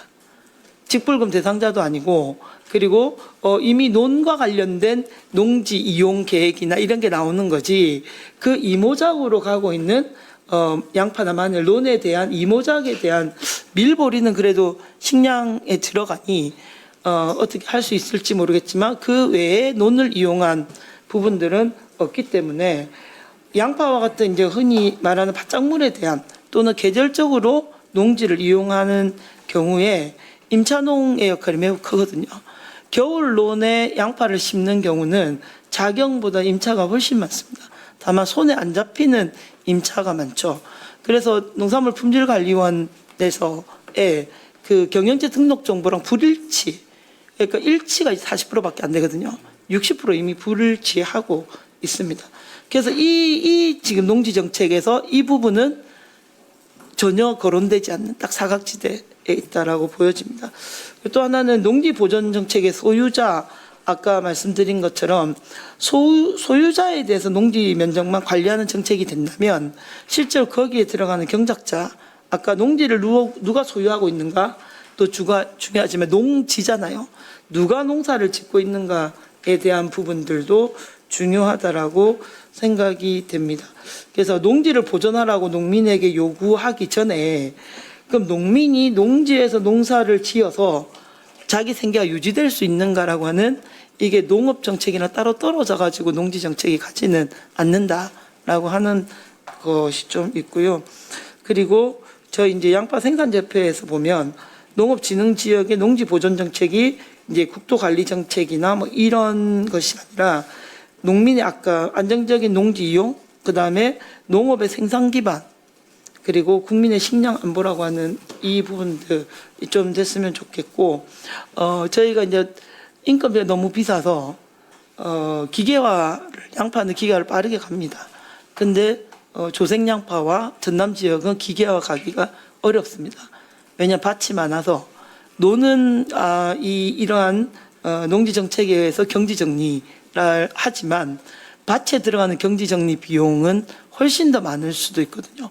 그래서 밭이 경지 정리되지 않았기 때문에 기계화의 사각지대에도 이 밭에 있는 농민들은 빠져 있다라고 봐주시면 되겠습니다. 그래서 농업을 하는 생산 수단으로서 농지를 관리하는 데 있어서 농가 밭의 차이가 있다는 것을 명확하게 하고, 임차농과 관련해서 아까 사각지대에 놓여 있는 겨울 또는 한시적으로 임차하는 농민들의 현실, 그리고 작목별 생산 기반이 다르다는 것, 그리고 실제 이제 경작하는 경작권이 좀 반영되는 방식의 농지 보존 정책이 되었으면 좋겠다는 겁니다.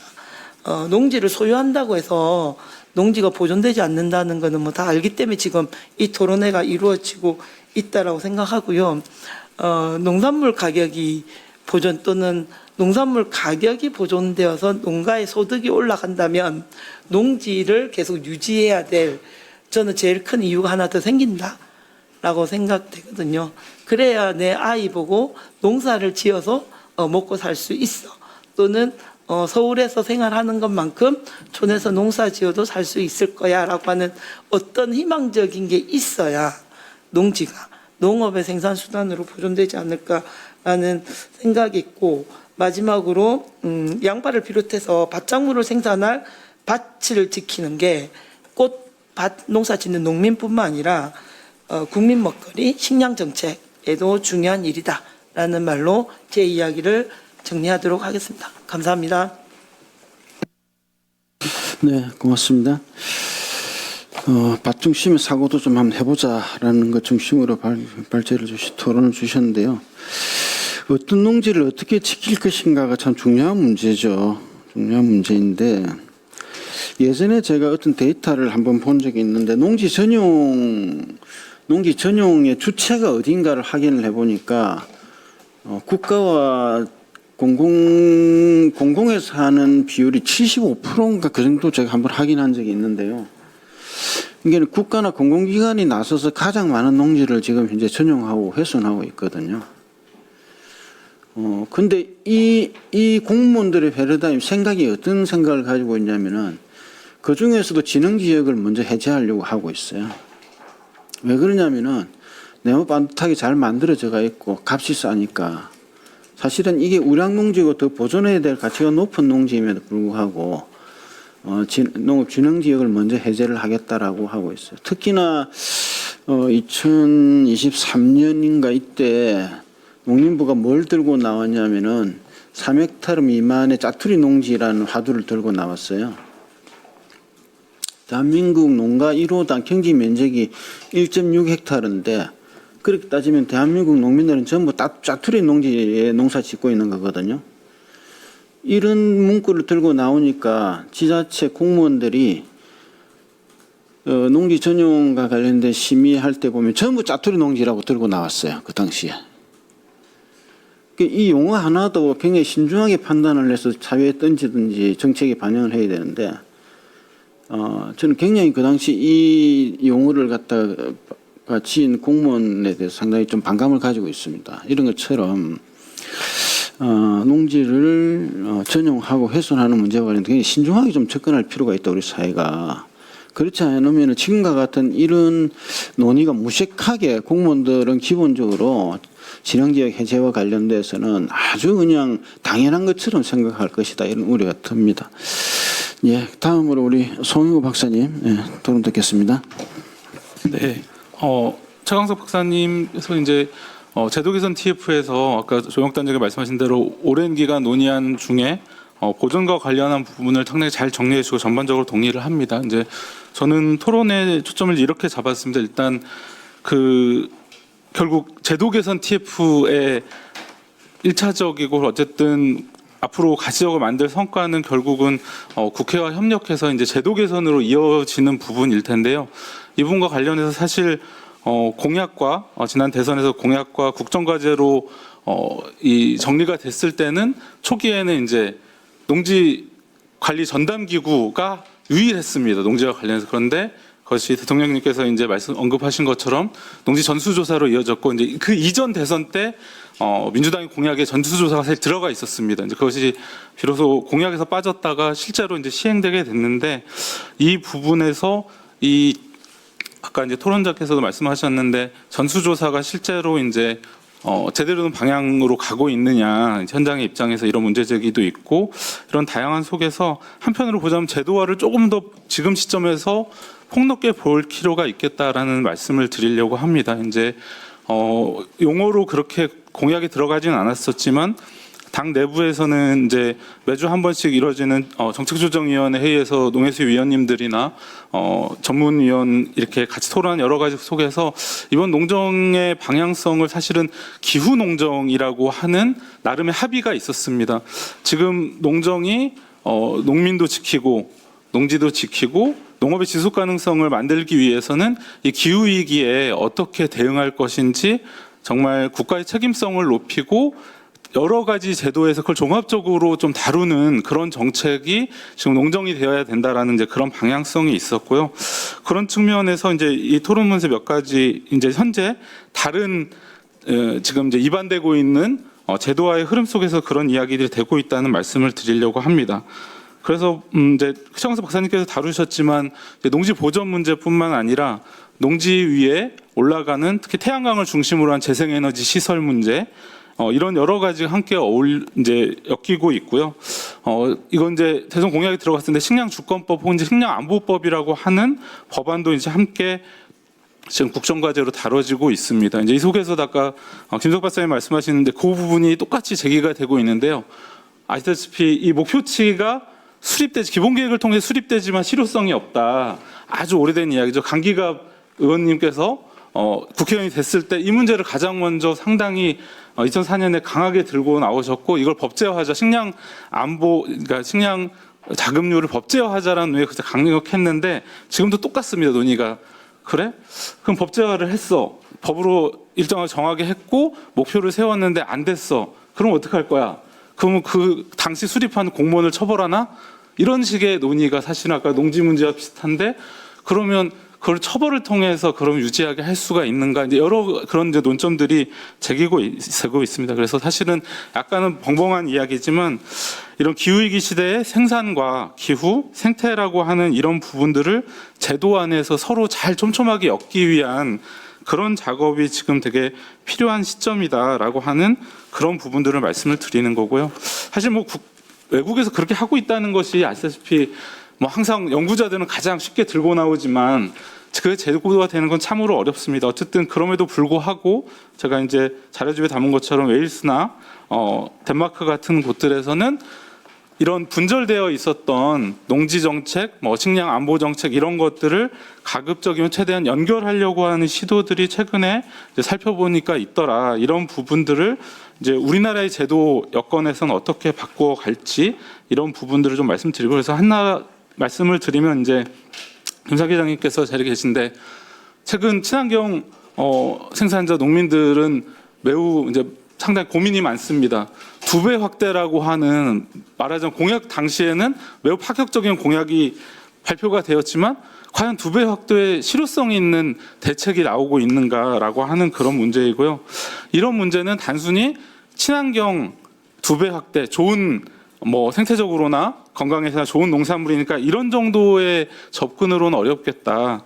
이런 기후 대응이라고 하는 측면에서나 기후위기 시대의 농지의 보전과 그 아까 이 토지의 이 질에 대해서도 많이 이야기 나왔는데 그런 어떤 농사가 이루어지는가에 대한 우리나라의 제도적인 관점 접근이 좀 필요하다라는 말씀을 드리고 싶고요. 그런 측면에서 이제 6삽 중반에 있는데 최근에 농업농촌 기후위기 대응 및 탄소 중립 이행에 관한 법률을 이제 임 의원님께서 대표 발의를 하셨는데 이런 접근이 필요하다. 근데 거기에서도 사실 농지에 대한 문제라든지 이런 것들이 서로 다른 제도와 좀 면밀하게 검토되지는 아직은 못한 상태입니다. 이런 부분들을 사실 정부에서 좀 해줘야 되지 않을까라는 생각을 하고요. 이런 측면에서 이제 아까 강선님께 말씀하신 대로 이 농지를 지켜도 누가 농사를 지을 건지의 문제가 상당히 중요하게 제기되는데 그런 문제에서 이제 청년 농역에 우선 비축 농지를 배정하도록 하는 정책이라든지 여러 가지를 지금 검토하고 있고 여기에 들어온 문제가 이제 영농형 태양광 문제라고 저는 생각을 합니다. 이런 측면에서 사실 영농 태양광과 관련한 찬반의 논의로 가는 것보다 실제로 농지를 지키면서도 에너지 전환을 어떻게 할 것인가와 관련한 이제 사회적 합의가 중요하다라고 생각을 하고 이런 부분들을 좀 농지 문제에 있어서도 좀 논의하는 게 필요하다. 제가 이제 이 이야기를 꺼내면 매우 많은 눈총을 받습니다. 그래서 이 논의도 좀 본격적으로 하는 필요하다는 생각이 들고요. 마지막으로 이제 영양평가에 대해서 최강석 박사님이 제안을 해주셨는데 2021년도에 농특위에서 농민권리 포럼을 1년 운영한 바가 있었습니다. 그때 이제 요 비슷한 이야기를 하면서 방금 단장님께서 말씀하신 대로 사실 국가와 지방 정부가 이 전용의 대부분을 차지하고 있는 조건에서 이것을 일정하게 한 차례 실제로 제대로 그 전용이 필요한 것인지를 검증한 영향평가를 제안을 하면서 그때는 조금 더 넓혀서 그 땅에서 삶과 일을 이어가고 있는 농민에게 어떤 영향을 주는가라는 관점까지 좀 평가에 넣었으면 좋겠다라고 하는 부분이 있었는데 이 기회에 이런 논의는 전 좀 본격적으로 한번 제도권 안에 제도화 안에 넣었으면 하는 생각을 좀 말씀을 드립니다. 그래서 쉽지는 않은 이야기인데 지금 여러 가지 법안이 재정법안, 개정법안이 논의되는 속에서 이 농지와 관련된 내용들은 한번 저희가 촘촘하게 같이 연계성을 좀 뜯어볼 필요가 있겠다. 이 부분을 놓치지 않고 좀 제도화로 이어가는 흐름을 좀 만들었으면 좋겠다라는 말씀을 드리면서 토론을 마치도록 하겠습니다. 감사합니다. 네, 고맙습니다. 예, 제가 뭐 특별히 부연할 건 없을 것 같고요. 예, 마지막으로 우리 농지과에서 허정은 서기관님이 오셨는데요. 예, 서기관님 토론 듣겠습니다. 예, 감사합니다. 오늘로써 이제 3차를 만든 이제 국회 토론회에서 여러 가지 이제 주제가 있었지만 오늘 농업진흥지역과 관련해 가지고 진흥지역 자체만 아니라 전체적인 이제 농지 관리에 대해서 어떻게 우리가 이 전환점에서 방향성을 수립할 것인지에 대해서 정말 중요한 이야기가 많이 오가는 토론회가 되고 있는 것으로 생각을 하고 주최자 그리고 참여자 여러분 모두께 감사 말씀 먼저 올리겠습니다. 발제자께서도 말씀하셨지만 2024년에 농지법이 개정되면서 국가의 농지관리 기본방침, 시도의 기본계획, 시군구의 세부 실천계획까지 3단계 법정 농지관리계획 체계가 도입이 되었습니다. 그동안 이제 개별 농지의 취득이나 이용 이것들을 관리해 왔다면은 이제는 국가 차원에서 장래 관리 방향, 목표 면적을 설정을 하고 지역 단위 계획과 중장기적으로 연결해서 관리하는 체계로 전환되었다는 점에서 우리의 농지 제도 정책 자체에는 여러 가지 큰 변곡점이 있었지만 지금도 상당히 중요한 전환의 시점이 아닌가 생각을 하고 이 중요한 시기에 실무를 맡게 되어서 또 이 자리에 여러 의견을 듣게 되어서 영광으로 생각을 합니다. 또 발제자께서도 언급을 하셨고 여러분들이 조금 다뤄주셨지만은 최근에도 농지법이 한번 개정되면서 목표 면적 산정 시에 식량 자급률 목표를 고려를 하고 또 절차적으로도 국무회의 심의나 대통령 승인을 거치게 하는 등 위상과 책임성이 강화된 점도 중요한 점이라고 생각을 합니다. 또 올해 또 마침 전수조사가 실시되면서 저희가 전수조사를 통해서 쌓은 데이터들을 바탕으로 기본방침 어떻게 활용할 수 있을 것인지 함께 고민할 수 있다는 점에서도 상당히 중요한 포인트가 있는데요. 처음 토론자였던 서용석 사무총장님께서 언급을 해주셨는데 전수조사 관련해가지고 현장에 불만 사항이 많은데 저희가 이제 7월 30일에 냈던 보도자료들을 언급하시면서 현장의 불안 사항을 조금 잠재워주시려고 노력하셨다는 점에 대해서 감사하게 생각을 합니다. 저희가 전수조사를 하는 1차적인 목표는 이제 위반에 대한 무작정 일률적인 처벌이 아니라 일단은 국가 농지에 대한 데이터를 수집을 하고 그 데이터를 바탕으로 어떻게 농지를 관리를 해야 될지 그리고 이 오래된 농지법 체제 이 제도가 만약에 현장에 맞지 않는 부분이 있다면 어떻게 개선을 해야 나가야 할 것인지 그런 것들도 함께 보는 것이 농지 전수조사의 1차적인 목표라고 생각하고 또 농지 관련해가지고 저희가 많은 통계를 가지고 있지만은 또 현장과 맞지 않는 통계나 숫자들 또 많이 있습니다. 그런 것들이 이번 조사를 통해서 좀 더 이제 생생하고 현실과 맞닿은 데이터들로 수집이 되고 앞으로 중장기적으로 관리가 되기를 바라고 있습니다. 발제하신 부분에 대해서 먼저 이제 목표 농지 면적과 관련되어서 말씀을 드리겠습니다. 목표 면적은 단순한 이제 전망치로서 끝나서는 절대 안 될 것이고 가장 기초적이고 이제 중요한 기본적인 농지 정책의 기준점이 되어야 할 것입니다. 또 어느 정도의 생산 기반을 유지해야지 식량 자급률도 주요 목표를 달성할 수 있을 것인가에 대해서 구체적으로 설정한다는 의미가 있는 만큼 목표치를 제시하는 걸로 끝나는 게 아니라 여러 토론자께서 지적해 주신 바와 같이 현장에서 어떻게 이행을 담보할 것인지 이것이 반드시 함께 검토되어야 한다는 데 공감을 합니다.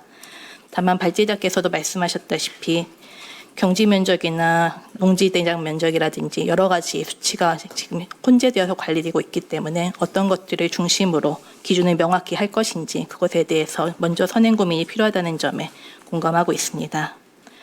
또 구체적 산정 방식뿐만 아니라 지역별로 어떻게 배분을 할 것인지 이행 점검을 어떻게 할 것인지 토양이라든지 생산 기반이라든지 연결성이라든지 기후라든지 다양한 질적인 요소까지 어떻게 고려할 것인지 하면은 사실 전부 다 고려할 수 있다면 굉장히 섬세한 관리 목표를 설정을 할 수 있겠지만은 현장에서 어떠한 범위까지 실제로 평가가 가능하고 관리가 가능할지 이 부분은 사실 실무적으로 검토가 많이 필요한 상황이라고 생각을 합니다. 여기에 대해서 이제 또 송원규 실장님께서 여러 가지 해외 사례라든지 아이디어를 토론문을 통해서 제공을 해주셨는데 검토하는 과정에서 함께 살펴보도록 하겠습니다. 또 이제 강 위원장님께서 밭 작물이라든지 사각지대가 많이 있고 특히 임대차가 보이지 않는 부분이라든지 농지의 보전과 실제 이용이 괴리되어서는 안 된다는 말씀 주셨는데 이게 전적으로 공감을 하고요. 1주차에서 농지 임대차 토론회에서 많은 의견들이 오갔습니다. 이런 것들을 종합해서 실제 경작자들이 안정적으로 영농을 계속할 수 있는 방안도 기본 방침 마련하면서 놓치지 않고 검토를 해나가도록 하겠습니다. 특히 이 경우에는 임대차와 관련해서는 농지은행이 공공관리하는 농지의 그런 역할이라든지 비중을 확대해 나가는 것도 중요하게 함께 고려해야 될 포인트라고 생각을 합니다. 두 번째로 이제 농업진흥지역에 대해서는 이 부분에 대해서는 사실 여러 가지 의견이 충돌할 수 있는 부분이라고 생각합니다. 우량농지 보전 식량 안보라는 기본적인 목표에 충실할 것이냐, 아니면 현장의 맞춤형 이용 수요라든지 다양한 활용 방안 이런 것들을 무조건 규제로 막아둬야만 하는 것인가, 이런 것에 대해서 어떻게 조화시킬지가 상당히 중요하면서도 어려운 과제가 될 거라고 생각을 합니다. 농업진흥지역은 그러나 이제 발제자께서 말씀하셨다시피 장기간 공공 투자가 이루어졌고 한 번 개발되거나 훼손되면 회복이 쉽지 않기 때문에 보전과 활용 간의 균형점을 설정하는 데 약간의 신중할 필요성은 있다고는 생각을 합니다. 다만 오늘 제시된 의견들을 토대로 어느 정도가 현장에서 수용 가능한지 신중히 검토해 보도록 하겠습니다. 또 농지 전용 영향 평가에 대해서 여러 가지 의견을 주셨는데 또 실무적으로 하나만 보태자면은 타부처 소관 여러 가지 영향 평가들과 중복되는 것들이 있을 수 있고 그 부분에 행정 부담이라든지 처리 기간이 굉장히 늘어나는 효과들도 있을 수 있기 때문에 이런 것도 실무적으로 종합적으로 고려를 해보도록 하겠습니다.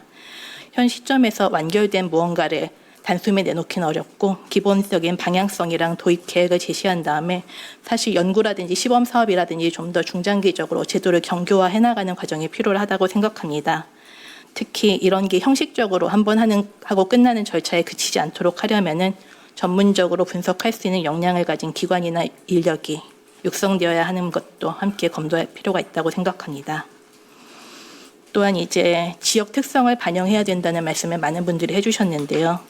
국가가 이제 공통 통계라든지 관리 기준을 제시하면은 지역에서 역할 분담을 해가지고 지역 구조라든지 농지 여건에 반영해서 구체적인 계획을 수립해야 되는 그런 역할 분담이 이루어진다는 데는 많이 공감하실 거라고 생각을 합니다. 다만 여기서 목표 면적을 달성하고 관리하고 거기에서만 그치는 게 아니라 지역의 역할은 보존된 농지가 규모화되고 집적화되고 농업 경영체들이 얼마나 실질적으로 이용을 하고 있는지, 특히 농지법상 농지 인용 증진 사업 같은 기존 제도를 어떻게 관리 계획과 연결시켜서 수행하고 있는지 이런 것들도 함께 검토되어야 할 필요성이 있다고 생각합니다. 또 지역의 이제 농업 구조에 맞춰서 특성화 농업지구라든지 여러 가지 지역 단위 농지 관리 계획과 연계를 어떻게 할 것인지도 함께 고민할 필요가 있다고 생각합니다. 이제 마지막으로 이제 의원님께서 축사하실 때도 농지의 활용과 규제 완화와 또 보존의 필요성에 대해서 균형점을 설정하는 것이 중요하다고 언급을 해주셨는데 여기에 대해서 여러 가지 의견을 종합적으로 고려해야겠지만 최초로 마련되는 제도이기 때문에 처음부터 너무 이제 완결된 제도로 경직성을 가지고 있는 것보다는 저희가 중장기적으로 방향과 원칙을 정립하고 실행 가능성을 계속해서 판단하고 피드백해 나가는 그러한 과정도 중요하다고 생각합니다.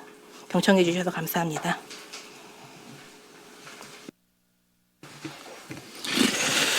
예, 농림부는 오늘 자료를 제출해 주셔서 고맙습니다. 이제 6분의 토론과 1분의 발제를 쭉 들으신데요.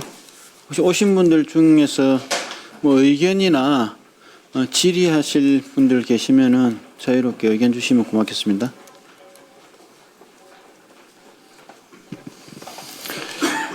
오늘 토론은 약간 쟁점이 있는 토론이 아니다 보니까 그렇게 의견들은 많이 없을 것 같은데요. 그래도 한 말씀 하실 분 있으면 하시죠.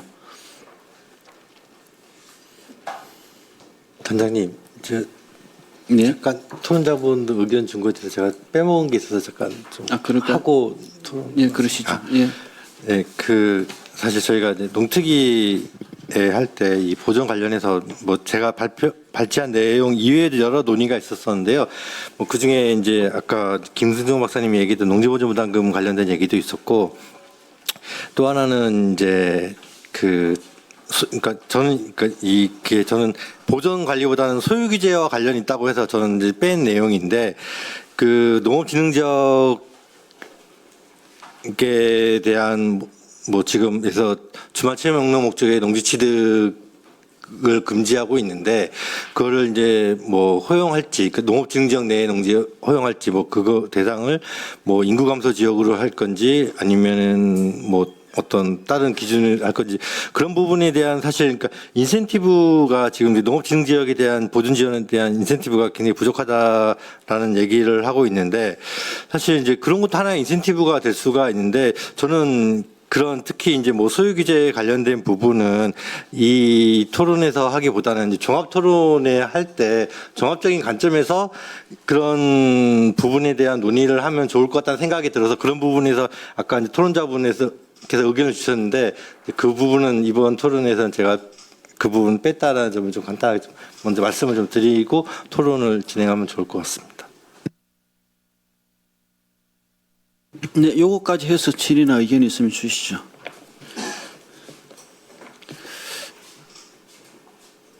그러면 제가 우리 허정은 서기관님한테 질문 하나 해보겠습니다.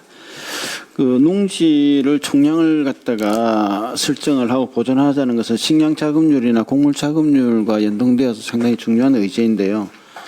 우리 농식품부가 몇 차례에 걸쳐서 이제 이 자급률을 목표를 정해놓고 해왔지만 한 번도 달성해보지 못했어요. 이게 5년마다 아마 설정이 되어 있을 건데, 근데 해마다 이게 이제 낮아짐에도 불구하고 달성을 못하고 있는데, 이 어떤 과정을 통해서 식량 자급률 목표치를 설정을 하고 있고, 안 됐으면 그 안 된 것에 대한 평가는 이루어지고 있는지, 그리고 새롭게 또 5년의 목표를 정할 때 그 목표치와 관련된 농식품에 대해서 토론은 제대로 이루어지고 있는지 좀 궁금하거든요. 답변 가능하시겠어요? 사실 자급률 부분이 목표 설정이라든지 관리 방안에 대해서는 제가 업무 담당자가 아니기 때문에 사실 어느 정도까지 구체적으로 말씀드리는 좀 한계는 있습니다. 다만 이 설정 과정에서 저희가 TF라든지 여러 가지 이제 의견 수렴 과정을 통해서 최대한 이제 그동안에 식량 자급률 목표가 어떻게 정해져 왔었고 얼마나 이제 달성에 미달했는지를 점검을 하고 그걸 바탕으로 수립하려고 현장 부서에서 많은 노력을 하고 있는 걸로는 알고 있습니다. 여기까지만 말씀드리도록 하겠습니다. 예, 요렇게 혹시 다르게 질문하실 분 있으면 없습니까? 네, 마쳐도 되겠습니까? 네.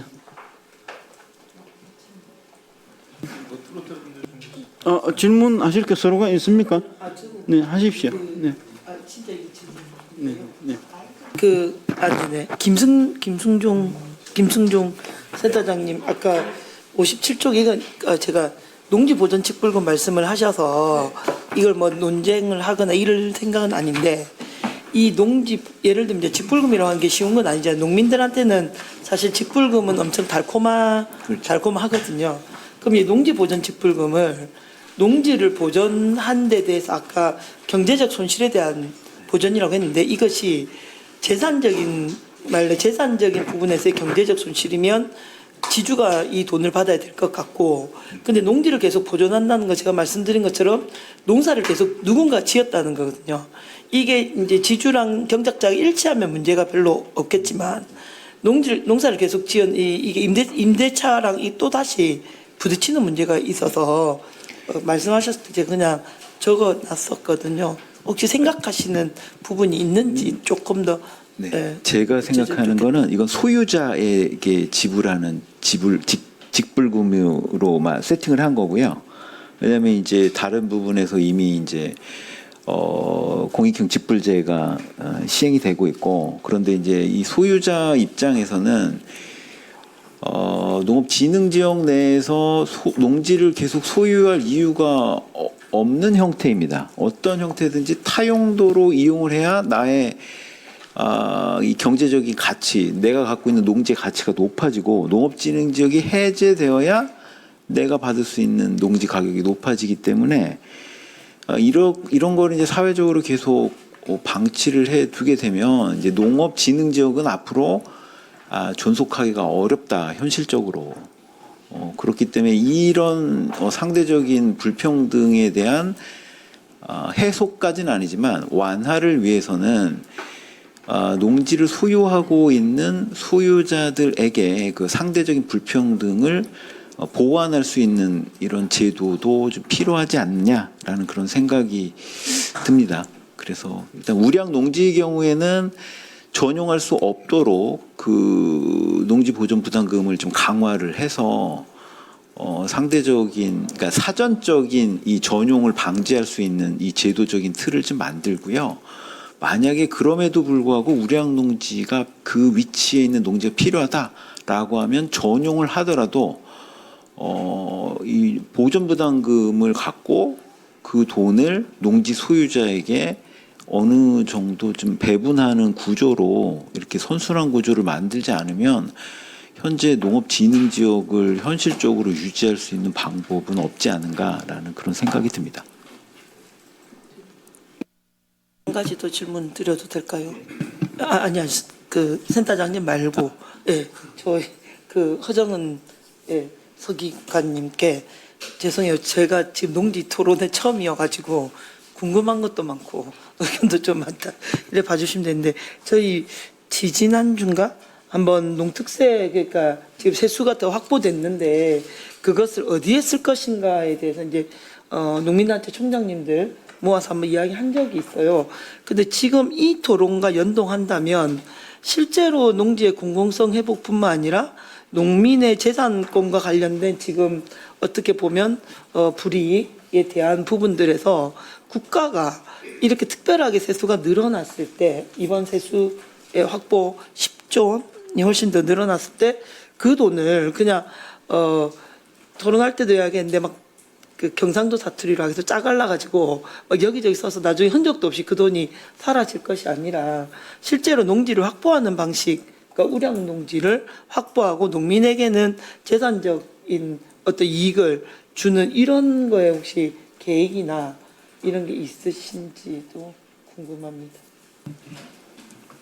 예, 저희는 농지의 규모화라든지 집적화 그리고 이용자에게 좀 더 효율적으로 농지가 공급될 수 있는 방안에 대해서 최대한 사실은 재정을 확보해서 그런 농지의 공공관리라든지 매입이라든지 그런 부분도 확대하고자 하고는 있습니다만은 저희 혼자 계획을 세운다고 그게 되는 것은 아니고 재정당국하고 열심히 협의해 나가면서 또 국회의 협조를 통해 가지고 최대한 좋은 방향을 마련해 볼 수 있도록 노력하고 있다고 말씀드리고 싶습니다.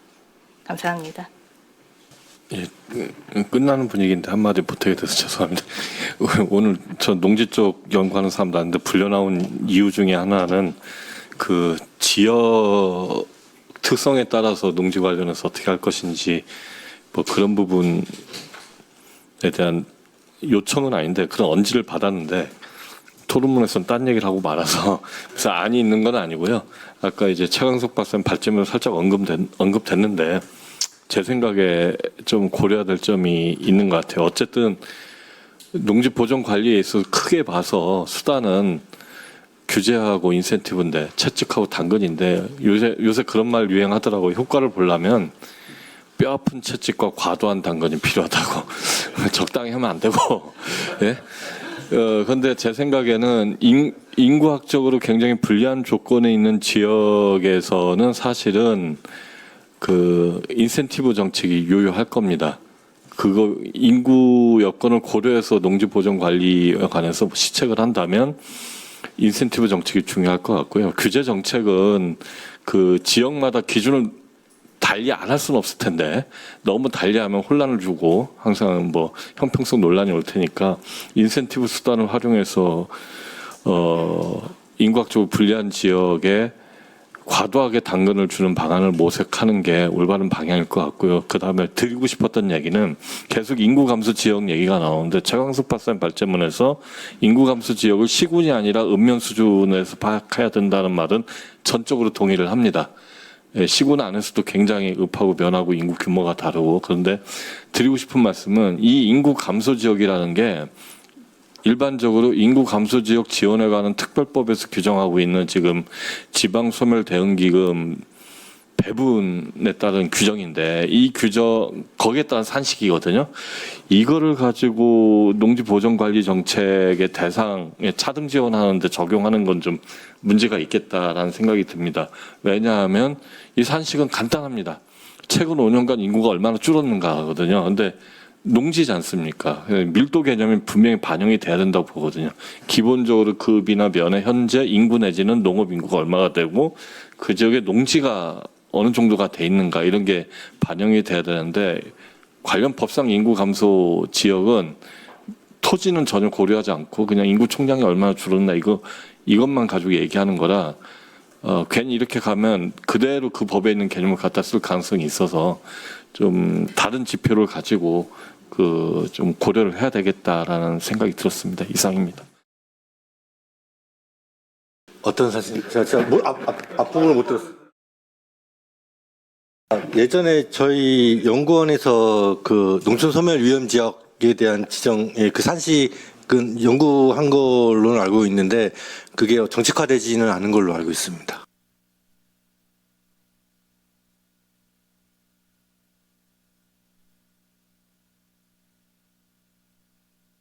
이 문제를 다룰 때는 좀 다시 한번 세밀하게 검토할 필요가 있다고 봅니다.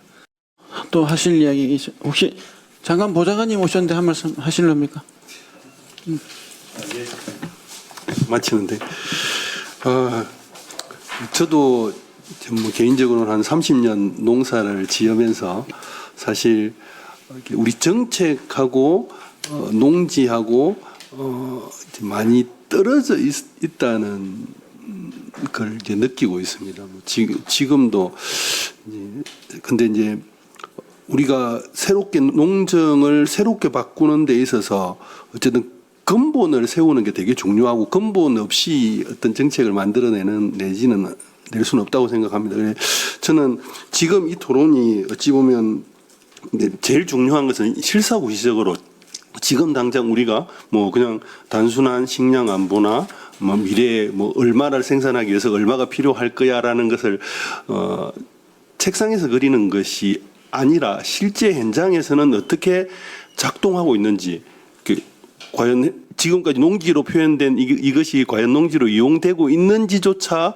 한 번도 이제 조사되지 못했던 저도 농촌의 현장에서 있으면서 그런 느낌 그런 구체적인 것들을 좀 만들어 가는 과정이다라고 생각을 하고요. 그리고 조금 전에 이제 많은 부분이 말씀하셨듯이 생산의 기반이 그리고 현실적으로 양파가 어느 필지에서 어떻게 우리 생산되고 있는지를 알아가는 그 속에서 양파의 작업률을 높이는 정책이 만들어져야 되고 식량의 모든 정책이 그렇게 만들어져야 된다고 생각합니다. 그래서 아마 이번에 지금 이 토론을 기점으로 해서 그리고 내년 12월 31일까지 또 정부에서는 범정부적인 이제 농지 제도를 바꾸기 위한 TF단도 공식적 기구를 만들어서 운영을 합니다. 그 속에서 농지 제도와 뭐 어떤 그런 것들도 같이 논의될 것인데 아마 그 속에서 식량 생산의 기반 속에 그리고 그 속에 들어있는 우리 농민들의 삶도 같이 바꾸어내는 뭐 이런 여러 가지 틀 속에서 농지 제도의 개선이 같이 고민되지 않을까 싶고요. 이런 자리가 아마 그런 소중한 자리였다고 생각합니다. 감사합니다. 네, 다들 고맙고 수고하셨습니다. 농지와 관련된 주요 의제 중에 약간 총량 보존 문제나 진흥적 문제는 크게 쟁점이 있어가지고 뭐 반대가 있고 이런 의제는 아니어서 오늘 토론회가 무난히 이렇게 정리되는 것 같은데요. 발제문에서 다뤄진 내용 또 다루지 않은 내용은 다시 종합 토론에서 한 번 더 걸러가지고 새롭게 정책을 좀 입안할 수 있게끔 하겠다는 말씀을 드리면서 오늘 이렇게 마치고요. 사회자님. 예. 네, 그 토론회에 함께해 주셔서 감사드립니다. 이어질 4차 토론회는 농지관리 전담기구 신설 및 농지정보 DB 구축을 주제로 다음 주 수요일인 8월 26일 오후 2시에 개최됩니다. 지속적으로 많은 관심과 의견 부탁드리겠습니다. 농업촌 특별위원회는 실효성 있는 농지 대속해서 방안 도출을 위해 계속 현장의 의견에 귀를 기울여 나가겠습니다. 감사합니다. 다음 주에 뵙겠습니다.